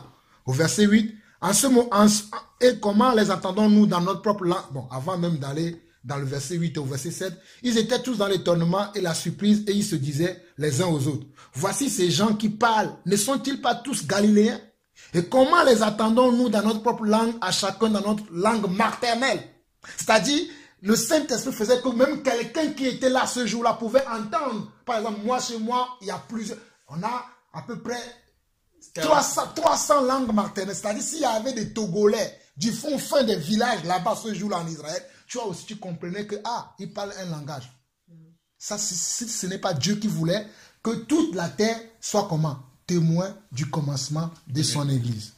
Et nous continuons au verset 8. Et comment les entendons-nous parler dans notre propre langue, à chacun dans notre propre langue maternelle? Parthes, Médès, Élamites, ceux qui habitent la Mésopotamie, la Judée, la Cappadoce, le pont d'Asie, la Phrygie, la Pamphylie, l'Égypte. C'est pour ça que je disais que l'Afrique aussi était là. Le territoire de la Libye, ce n'est pas l'Afrique. C'est l'Afrique. De la Libye voisine de Cyrène, et ceux qui sont venus de Rome, juifs et prosélytes, crétois et arabes. Comment les attendons-nous parler dans nos langues des merveilles de Dieu? Ils étaient tous dans l'étonnement et ne sachant que penser, ils se disaient les uns aux autres, que veut dire ceci? Mais d'autres se moquaient et disaient, ils sont pleins de vin doux. Comme toujours, il va y avoir des gens qui vont croire, il va y avoir des gens qui vont se moquer, comme toujours aujourd'hui. Mais nous voyons ici clairement que ce jour-là, Dieu avait permis que tout le monde puisse entendre ce qui se passait. Nous allons continuer après, nous allons continuer un peu sur ces passages. Et après, nous allons prendre une pause et nous allons le continuer après. Juste pour finir ici, pour que vous compreniez. Le verset 15, il va dire quoi? Ces gens ne sont pas ivres comme vous le supposez, car c'est la 3e heure du jour. C'est-à-dire, c'était la 3e heure du jour, veut dire, c'était 3 heures du matin. Si on veut calculer comme ça, ou sinon, c'était 9 heures du matin. Mais bon, je ne sais pas comment eux, ils considéraient les heures à leur époque, mais si on veut considérer à notre époque, parce que le jour commence, à notre époque, aujourd'hui, le jour commence à partir de minuit. Soit c'est 3 heures du matin, soit si on veut prendre le matin, très tôt le matin, c'est 9 heures, parce que le matin, souvent c'est 6 heures, après 6 heures, il y a 6 heures, 7 heures, 9 heures, soit c'est 9 heures du matin. Mais l'heure, peu importe. Mais c'est que, on nous dit que les gens disaient que non, ils ne sont pas ivres de vin. Et regardez ce qui va se passer. Verset 16. Mais c'est ici ce qui a été dit par le prophète Joël. Dans les derniers jours, dit Dieu, je répandrai mon esprit sur toute chair. Avant même d'arriver là. Au verset 14, qui a pris la parole? Au verset 14, on nous dit, alors Pierre se présenta avec les 11, éleva la voix et leur parla en ces termes. Hommes juifs et vous tous qui séjournez à Jérusalem, sachez ceci et prêtez l'oreille à mes paroles. Ils étaient tous comment? 120 dans la chambre haute. Mais qui est parti devant pour parler? Pierre. Pierre. Parce que c'est à Pierre que Jésus a dit quoi? Sur toi, je bâtirai mon église. Voici le commencement de l'église. Qui a ouvert la porte de l'église? Pierre. C'est lui qui a fait le premier sermon. Le premier sermon de l'église a été fait par l'apôtre Pierre. Parce que c'est à lui que Jésus a dit, sur toi, je bâtirai mon église. Donc c'est Pierre qui a ouvert la porte de l'église. J'aime quand je parle de ça, je dis, quand on crée un nouveau bâtiment, pour nous qui vivons dans le monde aujourd'hui, c'est le préfet qui vient souvent. Le préfet ou le maire ou le ministre de, je ne sais pas, qui vient inaugurer. Il va prendre souvent un ciseau, souvent il y a une banderole. Qui ne sait pas, il va prendre un ciseau, il va couper. Ici, le ciseau de Pierre, c'est quoi? C'est le message qu'il va prêcher. Et parce qu'on nous dit, alors Pierre se présenta devant eux, spontanément, ils ne sont pas concertés.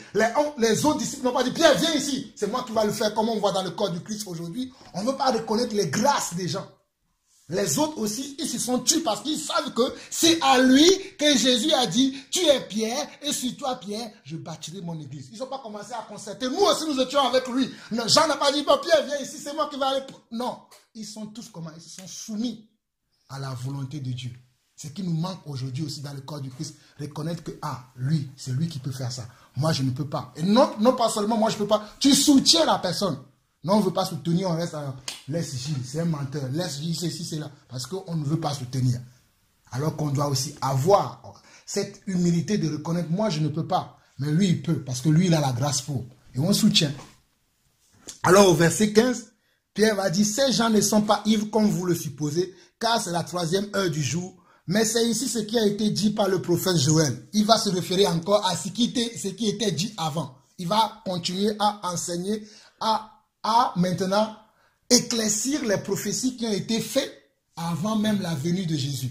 Et il va dire, dans les derniers jours, dit Dieu, je répandrai de mon esprit sur toute chair. Vous, vos fils et vos filles prophétiseront, vos jeunes gens auront des visions et vos vieillards auront des songes. Oui, sur mes serviteurs et sur mes servantes, dans ces jours-là, je répandrai de mon esprit et ils prophétiseront. Je ferai paraître des prodiges en haut dans le ciel et les miracles en bas sur la terre, du sang, du feu et une vapeur de fumée. Le soleil ne se changera en ténèbres et la lune en sang, avant l'arrivée du jour du Seigneur, de ce grand et glorieux jour, alors quiconque invoquera le nom du Seigneur sera sauvé. Il explique déjà les prophéties. Il va descendre encore. Hommes israélites, écoutez ces paroles. Là, il va préciser ce qu'il dit. Il a pris le prophète Joël d'abord pour expliquer ce qui se passe. Et là, maintenant, il va parler de celui qui est au-dessus même du prophète Joël. À la fin, il va dire, hommes israélites, écoutez ces paroles. Jésus de Nazareth, cet homme à qui Dieu a rendu témoignage. Dieu a rendu témoignage devant nous tous. C'est ce qu'il veut dire. Vous, par des miracles, les prodiges et les signes qu'il a opérés par lui au milieu de vous, comme vous le savez vous-même. Cet homme livré selon le dessein arrêté et selon la préscience de Dieu. C'est vrai qu'il a été arrêté, mais selon la volonté de Dieu. Vous l'avez crucifié, vous l'avez fait mourir par la main des impies.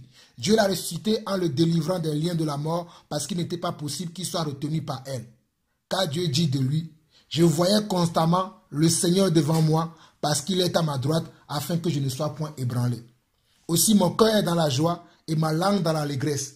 Et même ma chair reposera avec espérance. Car tu n'abandonneras pas ton âme dans le séjour des morts et tu ne permettras pas que ton sein voie la corruption. Tu m'as fait connaître les sentiers de la vie. Tu me rempliras de joie par ta présence. Homme frère, qu'il me soit permis de vous dire librement au sujet du patriarche David, qu'il est mort, qu'il a été enseveli. Et que son sépulcre existe encore aujourd'hui parmi nous.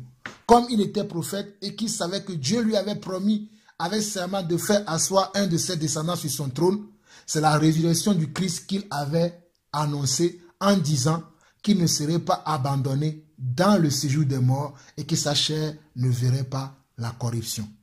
C'est Jésus que Dieu a ressuscité. Nous en sommes tous témoins. Élevé par la droite de Dieu, il a reçu du Père le Saint-Esprit qu'il avait été promis et il a répandu, comme vous le voyez et l'attendez. C'est-à-dire, il a reçu du Père le Saint-Esprit que vous voyez descendre sur nous. Parce qu'il nous a promis ça. Et comme vous l'attendez, ça a été répandu sur nous. Verset 34. Car David n'est point monté au ciel, mais il lui dit même, le Seigneur dit à mon Seigneur, assis-toi à ma droite, jusqu'à ce que je fasse de tes ennemis ton marchepied. Que toute la maison d'Israël sache donc avec certitude que Dieu a fait Seigneur et Christ, c'est Jésus que vous avez crucifié. Il dit que Jésus a fait Seigneur, ce Christ que vous avez crucifié. Il a parlé de qui? Il a présenté Jésus, il a parlé de son histoire, de tout ce qui s'est passé devant eux. Il leur a présenté cela. Il a dit, c'est lui que vous avez crucifié. Et puis Pierre s'est arrêté là-bas. C'est comme ça que le Seigneur lui a conduit à parler. Il s'est arrêté. Mais quand il s'est arrêté, il y a eu une question. Regardez la question au verset 37. Après avoir entendu ces discours, c'est-à-dire le discours de la bouche de Pierre, ils eurent le cœur vivement touché et il dit à Pierre et aux autres apôtres, hommes frères, que ferons-nous? Lorsque Dieu m'a fait comprendre ces paroles, depuis quelques années maintenant, partout où je passe, je peux prêcher un bon message. Je ne dis pas aux gens qui veut donner sa vie à Jésus, je ne fais pas ça. Je ne dis pas aux gens qui veut me suivre aujourd'hui, je ne fais pas ça. Je pars, après je m'en vais. Parce que c'est les gens eux-mêmes qui doivent être touchés par la parole qui vont me demander qu'est-ce que je dois faire. Et là, Dieu me dira, dis-lui de faire ça, dis-lui de faire ceci, dis-lui de... Je ne vais pas jouer celui qui parle et celui qui répond en même temps, comme on voit dans les assemblées. Qui veut donner sa vie à Jésus aujourd'hui, lève ta main, comme on présente une marchandise. Non. Pierre, quand il a fini de parler, il s'est tué.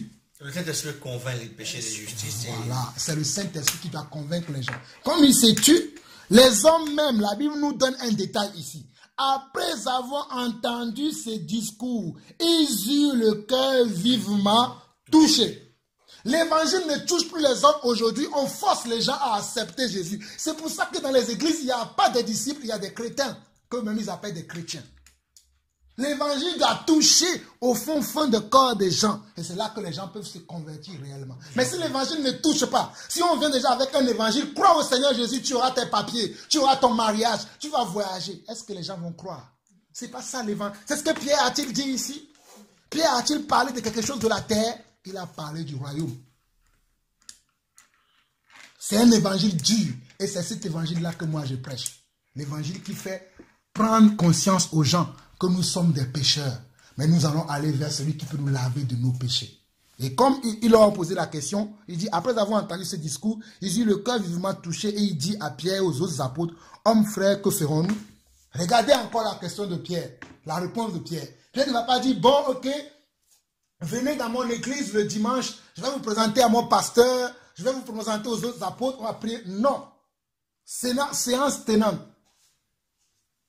Immédiatement, il leur dit quoi? Puis il leur dit, répentez-vous et que chacun de vous soit baptisé au nom de Jésus-Christ à cause du pardon de vos péchés et vous recevrez le don du Saint-Esprit. Ce qui collabore avec ce que nous avons lu dans Luc chapitre 24, car le Seigneur leur disait que voici ce que je vous disais lorsque j'étais avec vous.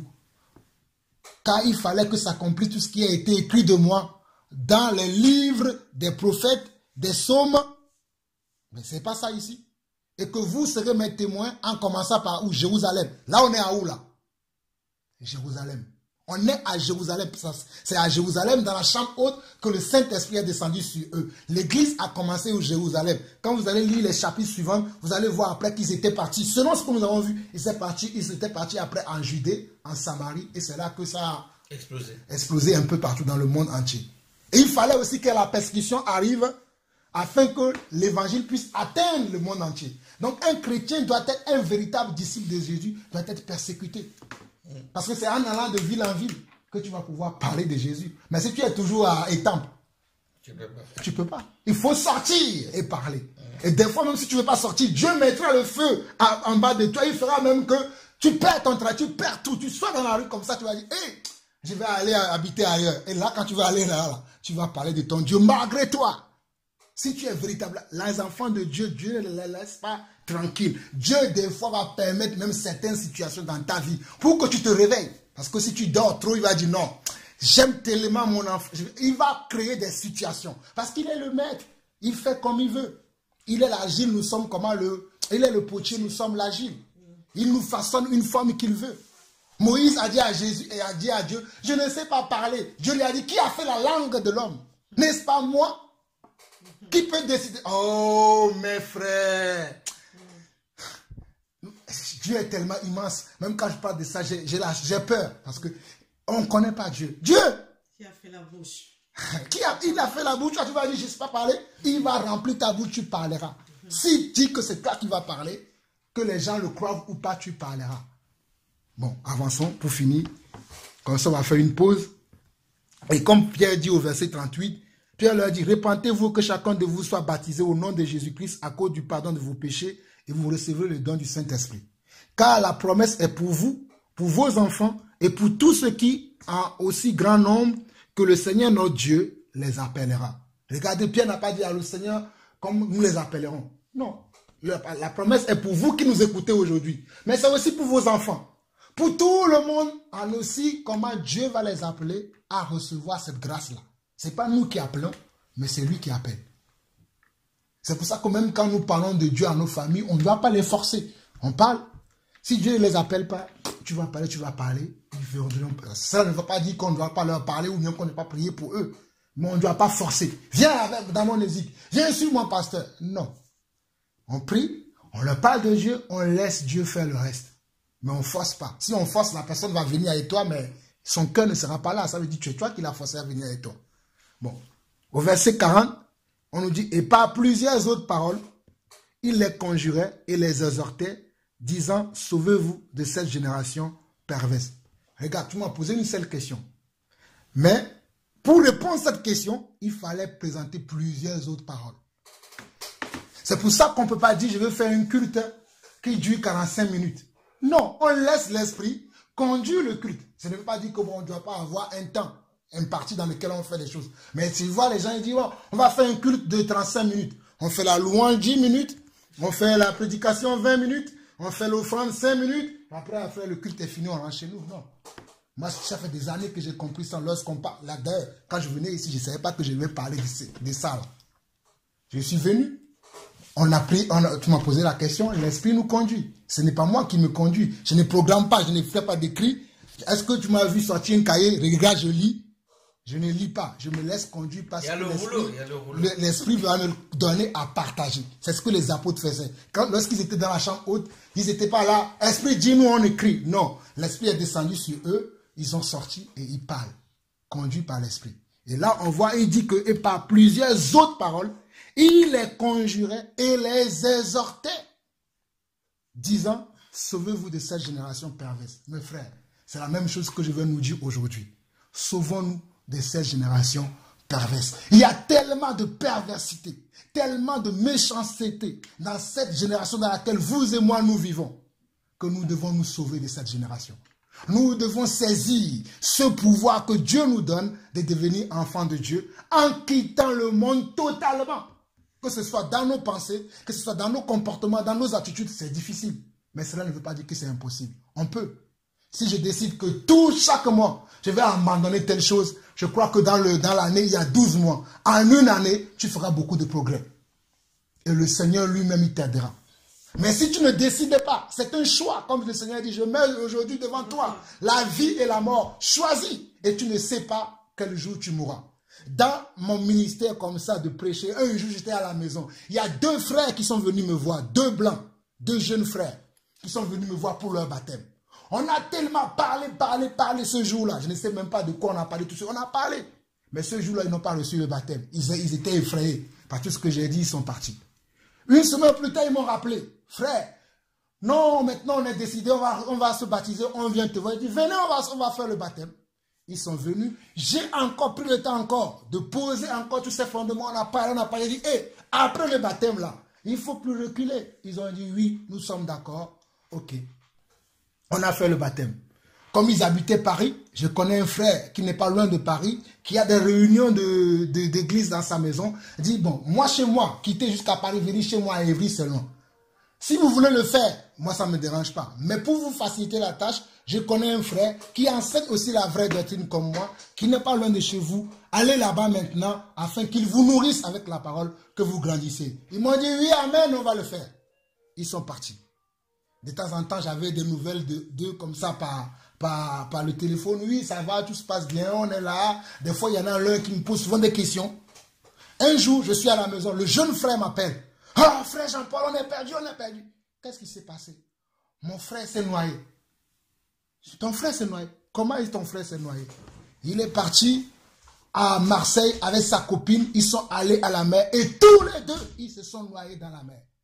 Le frère qui était venu Oui, les 2 frères là, le grand frère, parce qu'ils étaient 2. Le petit frère, c'est le petit frère qui m'a appelé pour me dire, mon grand frère est parti avec sa copine et ils sont partis à la mer et ils sont noyés. J'ai dit, et après il me demande, est-ce qu'il sera sauvé? J'ai dit, mon frère, moi je ne sais pas. S'il sera sauvé ou s'il ne sera pas sauvé, ça, il n'y a que le Père qui le sait. Mais à la lumière de ce que tu me dis, si je me base sur les Écritures, est-il marié avec cette copine? Non, il me dit, c'est ça qui me fait encore plus peur. J'ai dit, est-ce que tu te souviens que lorsque je vous baptisais, je vous parlais de ça et que même après que je vous ai baptisé, je vous ai dit, allez vers ce monsieur-là pour que vous soyez nourris dans la parole. Et même quand des fois je parle avec vous, où en êtes-vous dans votre foi? Oui, mais il m'a dit ça. Il dit, en tout cas, mon frère, moi je ne peux pas te dire là où il est ton frère. Je ne peux pas non plus te dire ce qui ça en est. Tu sauras le dernier jour. C'est pour ça que je nous dis, nous tous, que s'il est encore possible aujourd'hui, sauvons-nous de cette génération perverse. Parce que nous ne savons pas à quelle heure nous pouvons... Même moi qui parle, je peux sortir d'ici avec ma voiture. Juste au rond-point là-bas, vous allez entendre... Ah, Jean-Paul, il a fait un accident. Il n'est plus de ce monde. C'est vrai, les gens vont commencer. Ah oui, il a péché. Il y aura des commentaires après moi. Certains vont dire, oh non, il est au ciel. D'autres vont dire, oh non, il est en enfer. Mais moi-même, avant que je ne meure, il faut que je sache si ma communion avec le Père est horizontale ou verticale. Il faut que je sache où j'en suis. Il faut que nous-mêmes nous sachions où nous en sommes avec. Et croyez-moi, notre conscience nous le témoigne toujours là où nous en sommes avec le Seigneur. Si nous sommes en bon port avec lui, notre conscience, parce que Dieu habite tous dans notre conscience. Même ceux-là que nous voyons dans le monde, qui sont dans des choses que je ne veux même pas nommer ici, ils savent ce qu'ils font. Mais, comme la Bible dit, si vous attendez sa voix, n'endurcissez pas vos cœurs. Tout ce qui nous reste à faire, comme Pierre a dit ici, repentons-nous. Comme nous sommes déjà, parce que certains d'entre nous sommes déjà baptisés, mais ce qu'il nous faut, c'est juste nous repentir de nos mauvaises actions et nous recadrer pour rester dans le droit chemin. Même si c'est difficile, même si des fois on tombe, on se relève. Seigneur, je me repens, je me suis tombé, ou je suis tombé. Pas, mais Seigneur, aide-moi, je ne veux plus tomber. On continue la masse. Que de dire, bon, je tombe tellement que ce n'est même pas la peine.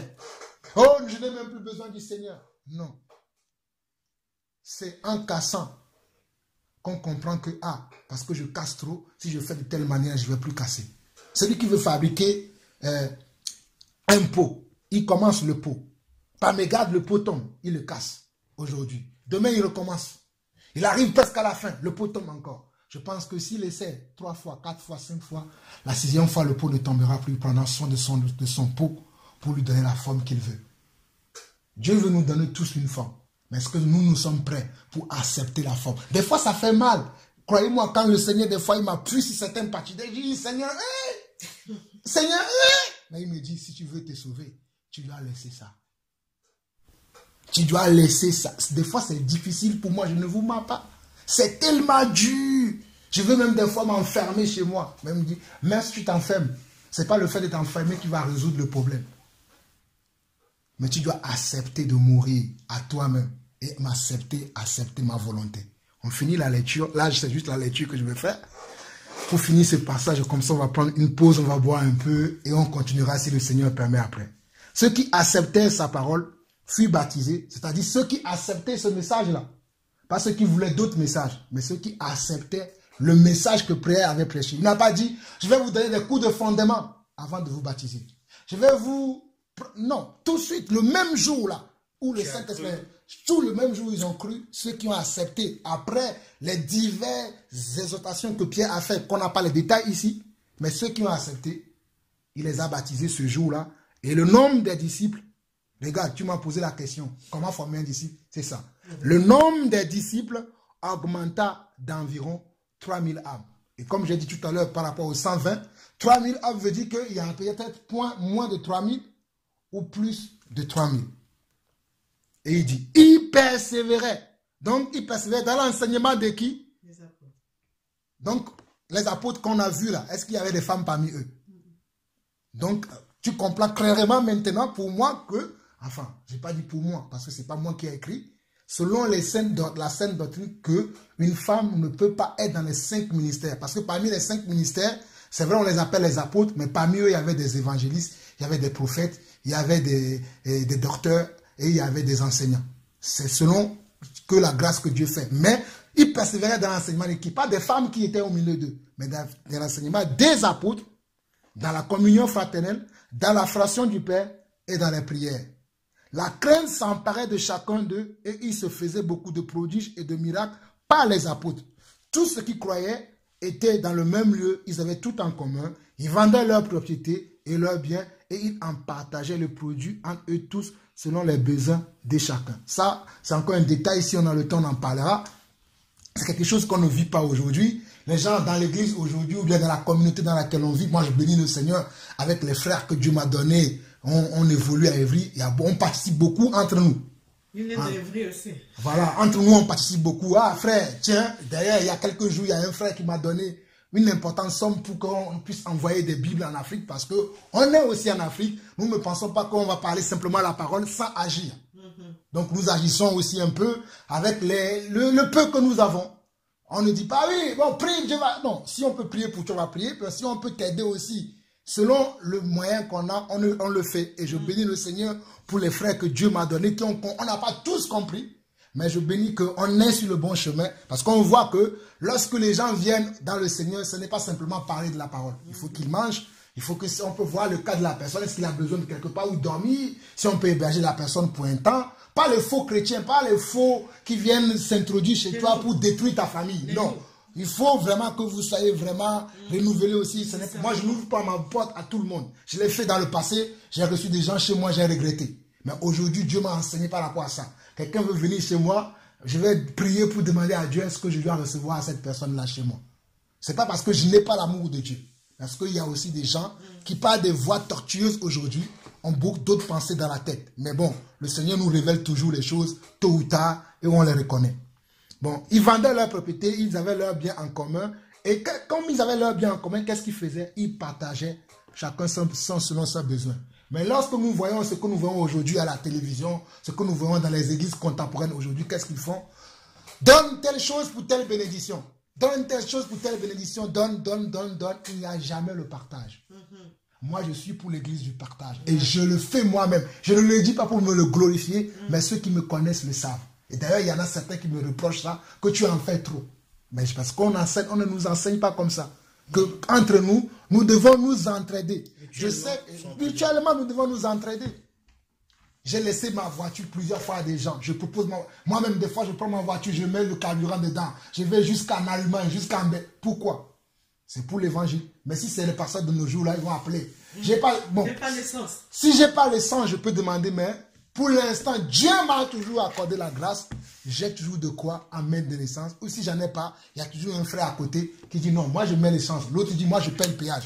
Donc du coup, moi je vais juste aller et parler. Pourquoi je ne vais pas aller et parler? La charge est moindre. On continue. Verset 46. Ils étaient chaque jour tous ensemble, assidus au temple. Ils rompaient le pain dans les maisons et prenaient leur nourriture avec joie et simplicité de cœur, louant Dieu. Regardez, ils étaient tous. Ils n'ont pas dit qu'ils avaient une chorale devant. Ils avaient le groupe de louanges, le groupe de chantres devant. Non, ensemble, eux tous, ils louaient Dieu. Ensemble, c'est pas moi qui invente. Hein. On va lire verset 46 et 47 et cette fois, si on s'arrête vraiment, on va faire une courte prière et puis on continuera après si le Seigneur nous permet, bien sûr. Ils étaient chaque jour tous ensemble assidus au temple. Ils rompaient le pain dans les maisons et prenaient leur nourriture avec joie et simplicité de cœur. Quand je suis venu ici, là, je ne suis pas venu en costume, cravate, belle paire de chaussures. Non. C'est pas parce que quand tu es appelé un homme de Dieu, tu dois avoir costume, cravate, tout ça, comme on m'a enseigné en charisme. Je l'ai tout fait même des fois. Non, simplicité, simplissime. C'est ça qu'ils ont formé des... Non, vraiment... ça c'est des commerciaux. Je ne suis pas un commercial, je suis un enfant de Dieu. Verset 47, louant Dieu et trouvant grâce auprès de tout le peuple. Et le Seigneur ajoutait chaque jour à l'église ceux qui étaient sauvés. Une des choses aussi que je sais, ce n'est pas moi qui va faire que l'église va être grandir, mais c'est Dieu qui va grandir son église, parce que c'est lui qui ajoute. C'est pas moi qui fais croître l'église. Dieu, il va choisir les gens. De gauche à droite, ils vont venir. Et si Dieu veut que j'ai simplement une église de 12 personnes, je ne vais pas commencer à voir le voisin là-bas. Lui, il a une église de 5000 personnes. Il faut que moi aussi j'ai 5000 personnes. Non, peut-être Dieu il juge que selon la grâce qu'il m'a fait, 12 personnes, c'est mieux pour toi. Mais il va pas il faut que ça grandisse. Non, ça doit grandir selon le Seigneur. Que le Seigneur nous bénisse. Amen. Amen. Amen. On continuera plus tard si le Seigneur permet. Mais la parole de Dieu est claire. Hein? Parce que ce verset-là, moi j'avais donné ça à un frère là. Il dit non, Dieu m'a dit, bon, il faudrait que j'ouvre l'église parce que lui il a fait la théologie quoi. Il parle bien tout ça là. Donc, il a commencé comme ça à la maison. On a commencé une cellule de prière parce qu'on sortait d'une église déçue. Le pasteur a laissé sa femme pour être avec une sœur de l'église. On est sorti de là. On a même sorti la femme du pasteur. Hein. La femme du pasteur nous a suivis à la maison. Donc, on se réunissait, tout ça là. Non, le frère arrive là, il trouve beaucoup de femmes, tout ça là. Il y avait vraiment une grande cellule là. Il dit, bon, Là, j'ai trouvé mes brebis ici, là, je vais proclamer pasteur. On était vraiment motivés, hein. On priait dimanche, on était, bon, dimanche, comme on ne voulait pas perdre l'habitude, quoi. Donc après, on s'est organisé, on s'est dit, bon, on va trouver une salle. Parce qu'à la maison, il y avait maintenant du monde. On va trouver une salle, tout ça là. Dès qu'on a trouvé une salle, les cotisations, mais ça, 3 000 €. Hein. Et dès qu'on a pris la salle, le frère dit, bon, c'est moi votre pasteur. On s'est dit, bon, on est des femmes, on le laisse. Bon, on a commencé maintenant la fin du mois. Il me dit, bon, mais Sylvie, tu vas être la sœur Sylvie, toi, tu seras la trésorière. Hein? Ok. Comme le mouvement sort un peu de chez toi, là. Donc, il me dit, bon, trésorière. J'ai dit, ok. Donc, il faudra ouvrir un compte pour l'église. Donc, moi, je vais me renseigner à la poste, tout ça là. Je vais prendre le document. Je lui fais part du document. J'ai dit, bon, voilà ce qu'il y a à faire. Et lui, il n'avait pas encore des papiers. Hein. Donc, moi, je me porte garant. J'ai dit à mon mari, bon, il a dit, bon, si c'est pour le Seigneur, il n'y a pas de problème. Dès que je lui ai remis le document de la poste, je me suis dit, bon, il va aller lire et puis il viendra, on va faire ensemble. Hein. Non, il est parti avec le document. Qu'est-ce qu'il fait? Il met son nom, tout ça. Donc, le compte devait être à son nom. Et la place de la trésorière, c'était lui. Il a imité même ma signature. Hein. Après, quand je le voyais, il n'était plus lui, quoi. Il me faisait un peu... Donc, il m'a détesté. Mais attends, après, j'ai dit à mon mari, mais depuis que j'ai pris le document et j'ai donné au pasteur, il ne m'a pas remis le document. Et il a fait à sa façon, il a renvoyé le document, tout ça là. On l'a fait asseoir. Il a dit, non, non, non. On ne va pas marcher comme ça. Et on ne peut pas. On a commencé ensemble. Maintenant, pour les finances, tu as les signatures de c'est maintenant vous m'avez nommé trésorière. Mais moi, j'étais vraiment... Je faisais le travail de Dieu avec... J'appelais les sœurs et tout. Il faut la cotisation, on doit payer la salle, tout ça là. Maintenant, au niveau des finances, le pasteur dit que la carte, maintenant, c'est à son nom. Ben, j'ai dit... On lui a fait ça. On a dit, mais écoute, on ne va pas te suivre comme ça là. On veut qu'il y ait la clarté. J'ai dit, les disciples, quand ils marchaient, il y avait la clarté. Et ce verset-là, quand il dit que ils vendaient leurs biens, c'était pour un commun accord. Une personne qui a un besoin, une personne qui a des difficultés pour payer son loyer, on va puiser dans ce compte-là. Ça ne va pas être dire que, comme Pedro disait, c'est moi le pasteur ici, là. Vous ne voyez pas Jésus, mais moi, vous me voyez. Et le frère, il dit, oh, mais c'est un faux problème. Bon, on va arranger ça, on a prié là. Il sort de là, il a monté d'autres sœurs contre nous. On était devenus des brebis galopes. Donc tu voyais même la femme du pasteur, elle n'a pas eu cette sagesse de venir me voir pour dire, ma sœur Sylvie, qu'est-ce qui se passe? Donc il partait voir l'autre sœur à côté pour dire que cette sœur, faut... Et c'est comme ça moi j'ai dit, non, on voit déjà les choses, on est sorti de là. Et il y avait une sœur, effectivement, son mari partait.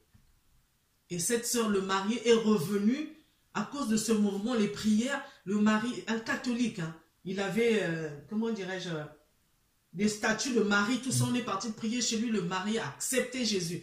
Il a même fait un don de chaises à l'église. Il dit, je vais venir avec vous.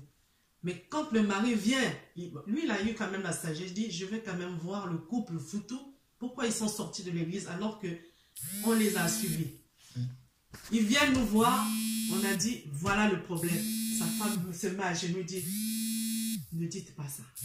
Moi, mon mari va repartir dans le monde.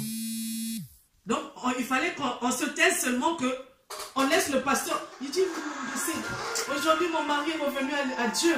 Il est venu à Dieu. Hein, laissez ça. Oh, laissez ça, quelqu'un qui commence à nous arnaquer, il va nous emmener dans le... Donc, on les a laissés. Et ils ont continué ensemble, mais il a commencé maintenant à écarter un à un. Même le couple là, ils étaient partis. Et à la fin, lui-même, il a le compte là, il a repris le compte parce que les gens qui étaient devant, c'était ces gens. Tu vois, non. J'avais dit au pasteur là, il dit, vous savez, si aujourd'hui là, on prie Dieu, on sert Dieu, sans l'argent devant, vous allez voir, il n'y aura pas beaucoup de pasteurs. Les gens viennent, oh non, Dieu m'a dit, oui, je suis pasteur. Mais s'il n'y a pas l'argent, il n'y a pas le mabonza, les dîmes, là, les offrandes, les églises vont fermer. Ils vont dire que on ne va pas servir Dieu. Parce que les gens ont cette motivation, ils ont d'abord... Il ne veut pas travailler. L'argent, l'argent. Parce qu'après lui, il a dit, ça va être une mission internationale. Donc j'ai dit, ah oui, tu veux t'engraisser sur l'argent des gens. J'avais appris qu'il est parti ouvrir au Congo. Il a mis son frère là. C'est son frère qui gère celui du Congo. Donc tu vois, c'est... Non. La parole est claire. Hein? Les disciples, il faut suivre le modèle. Amen. Amen.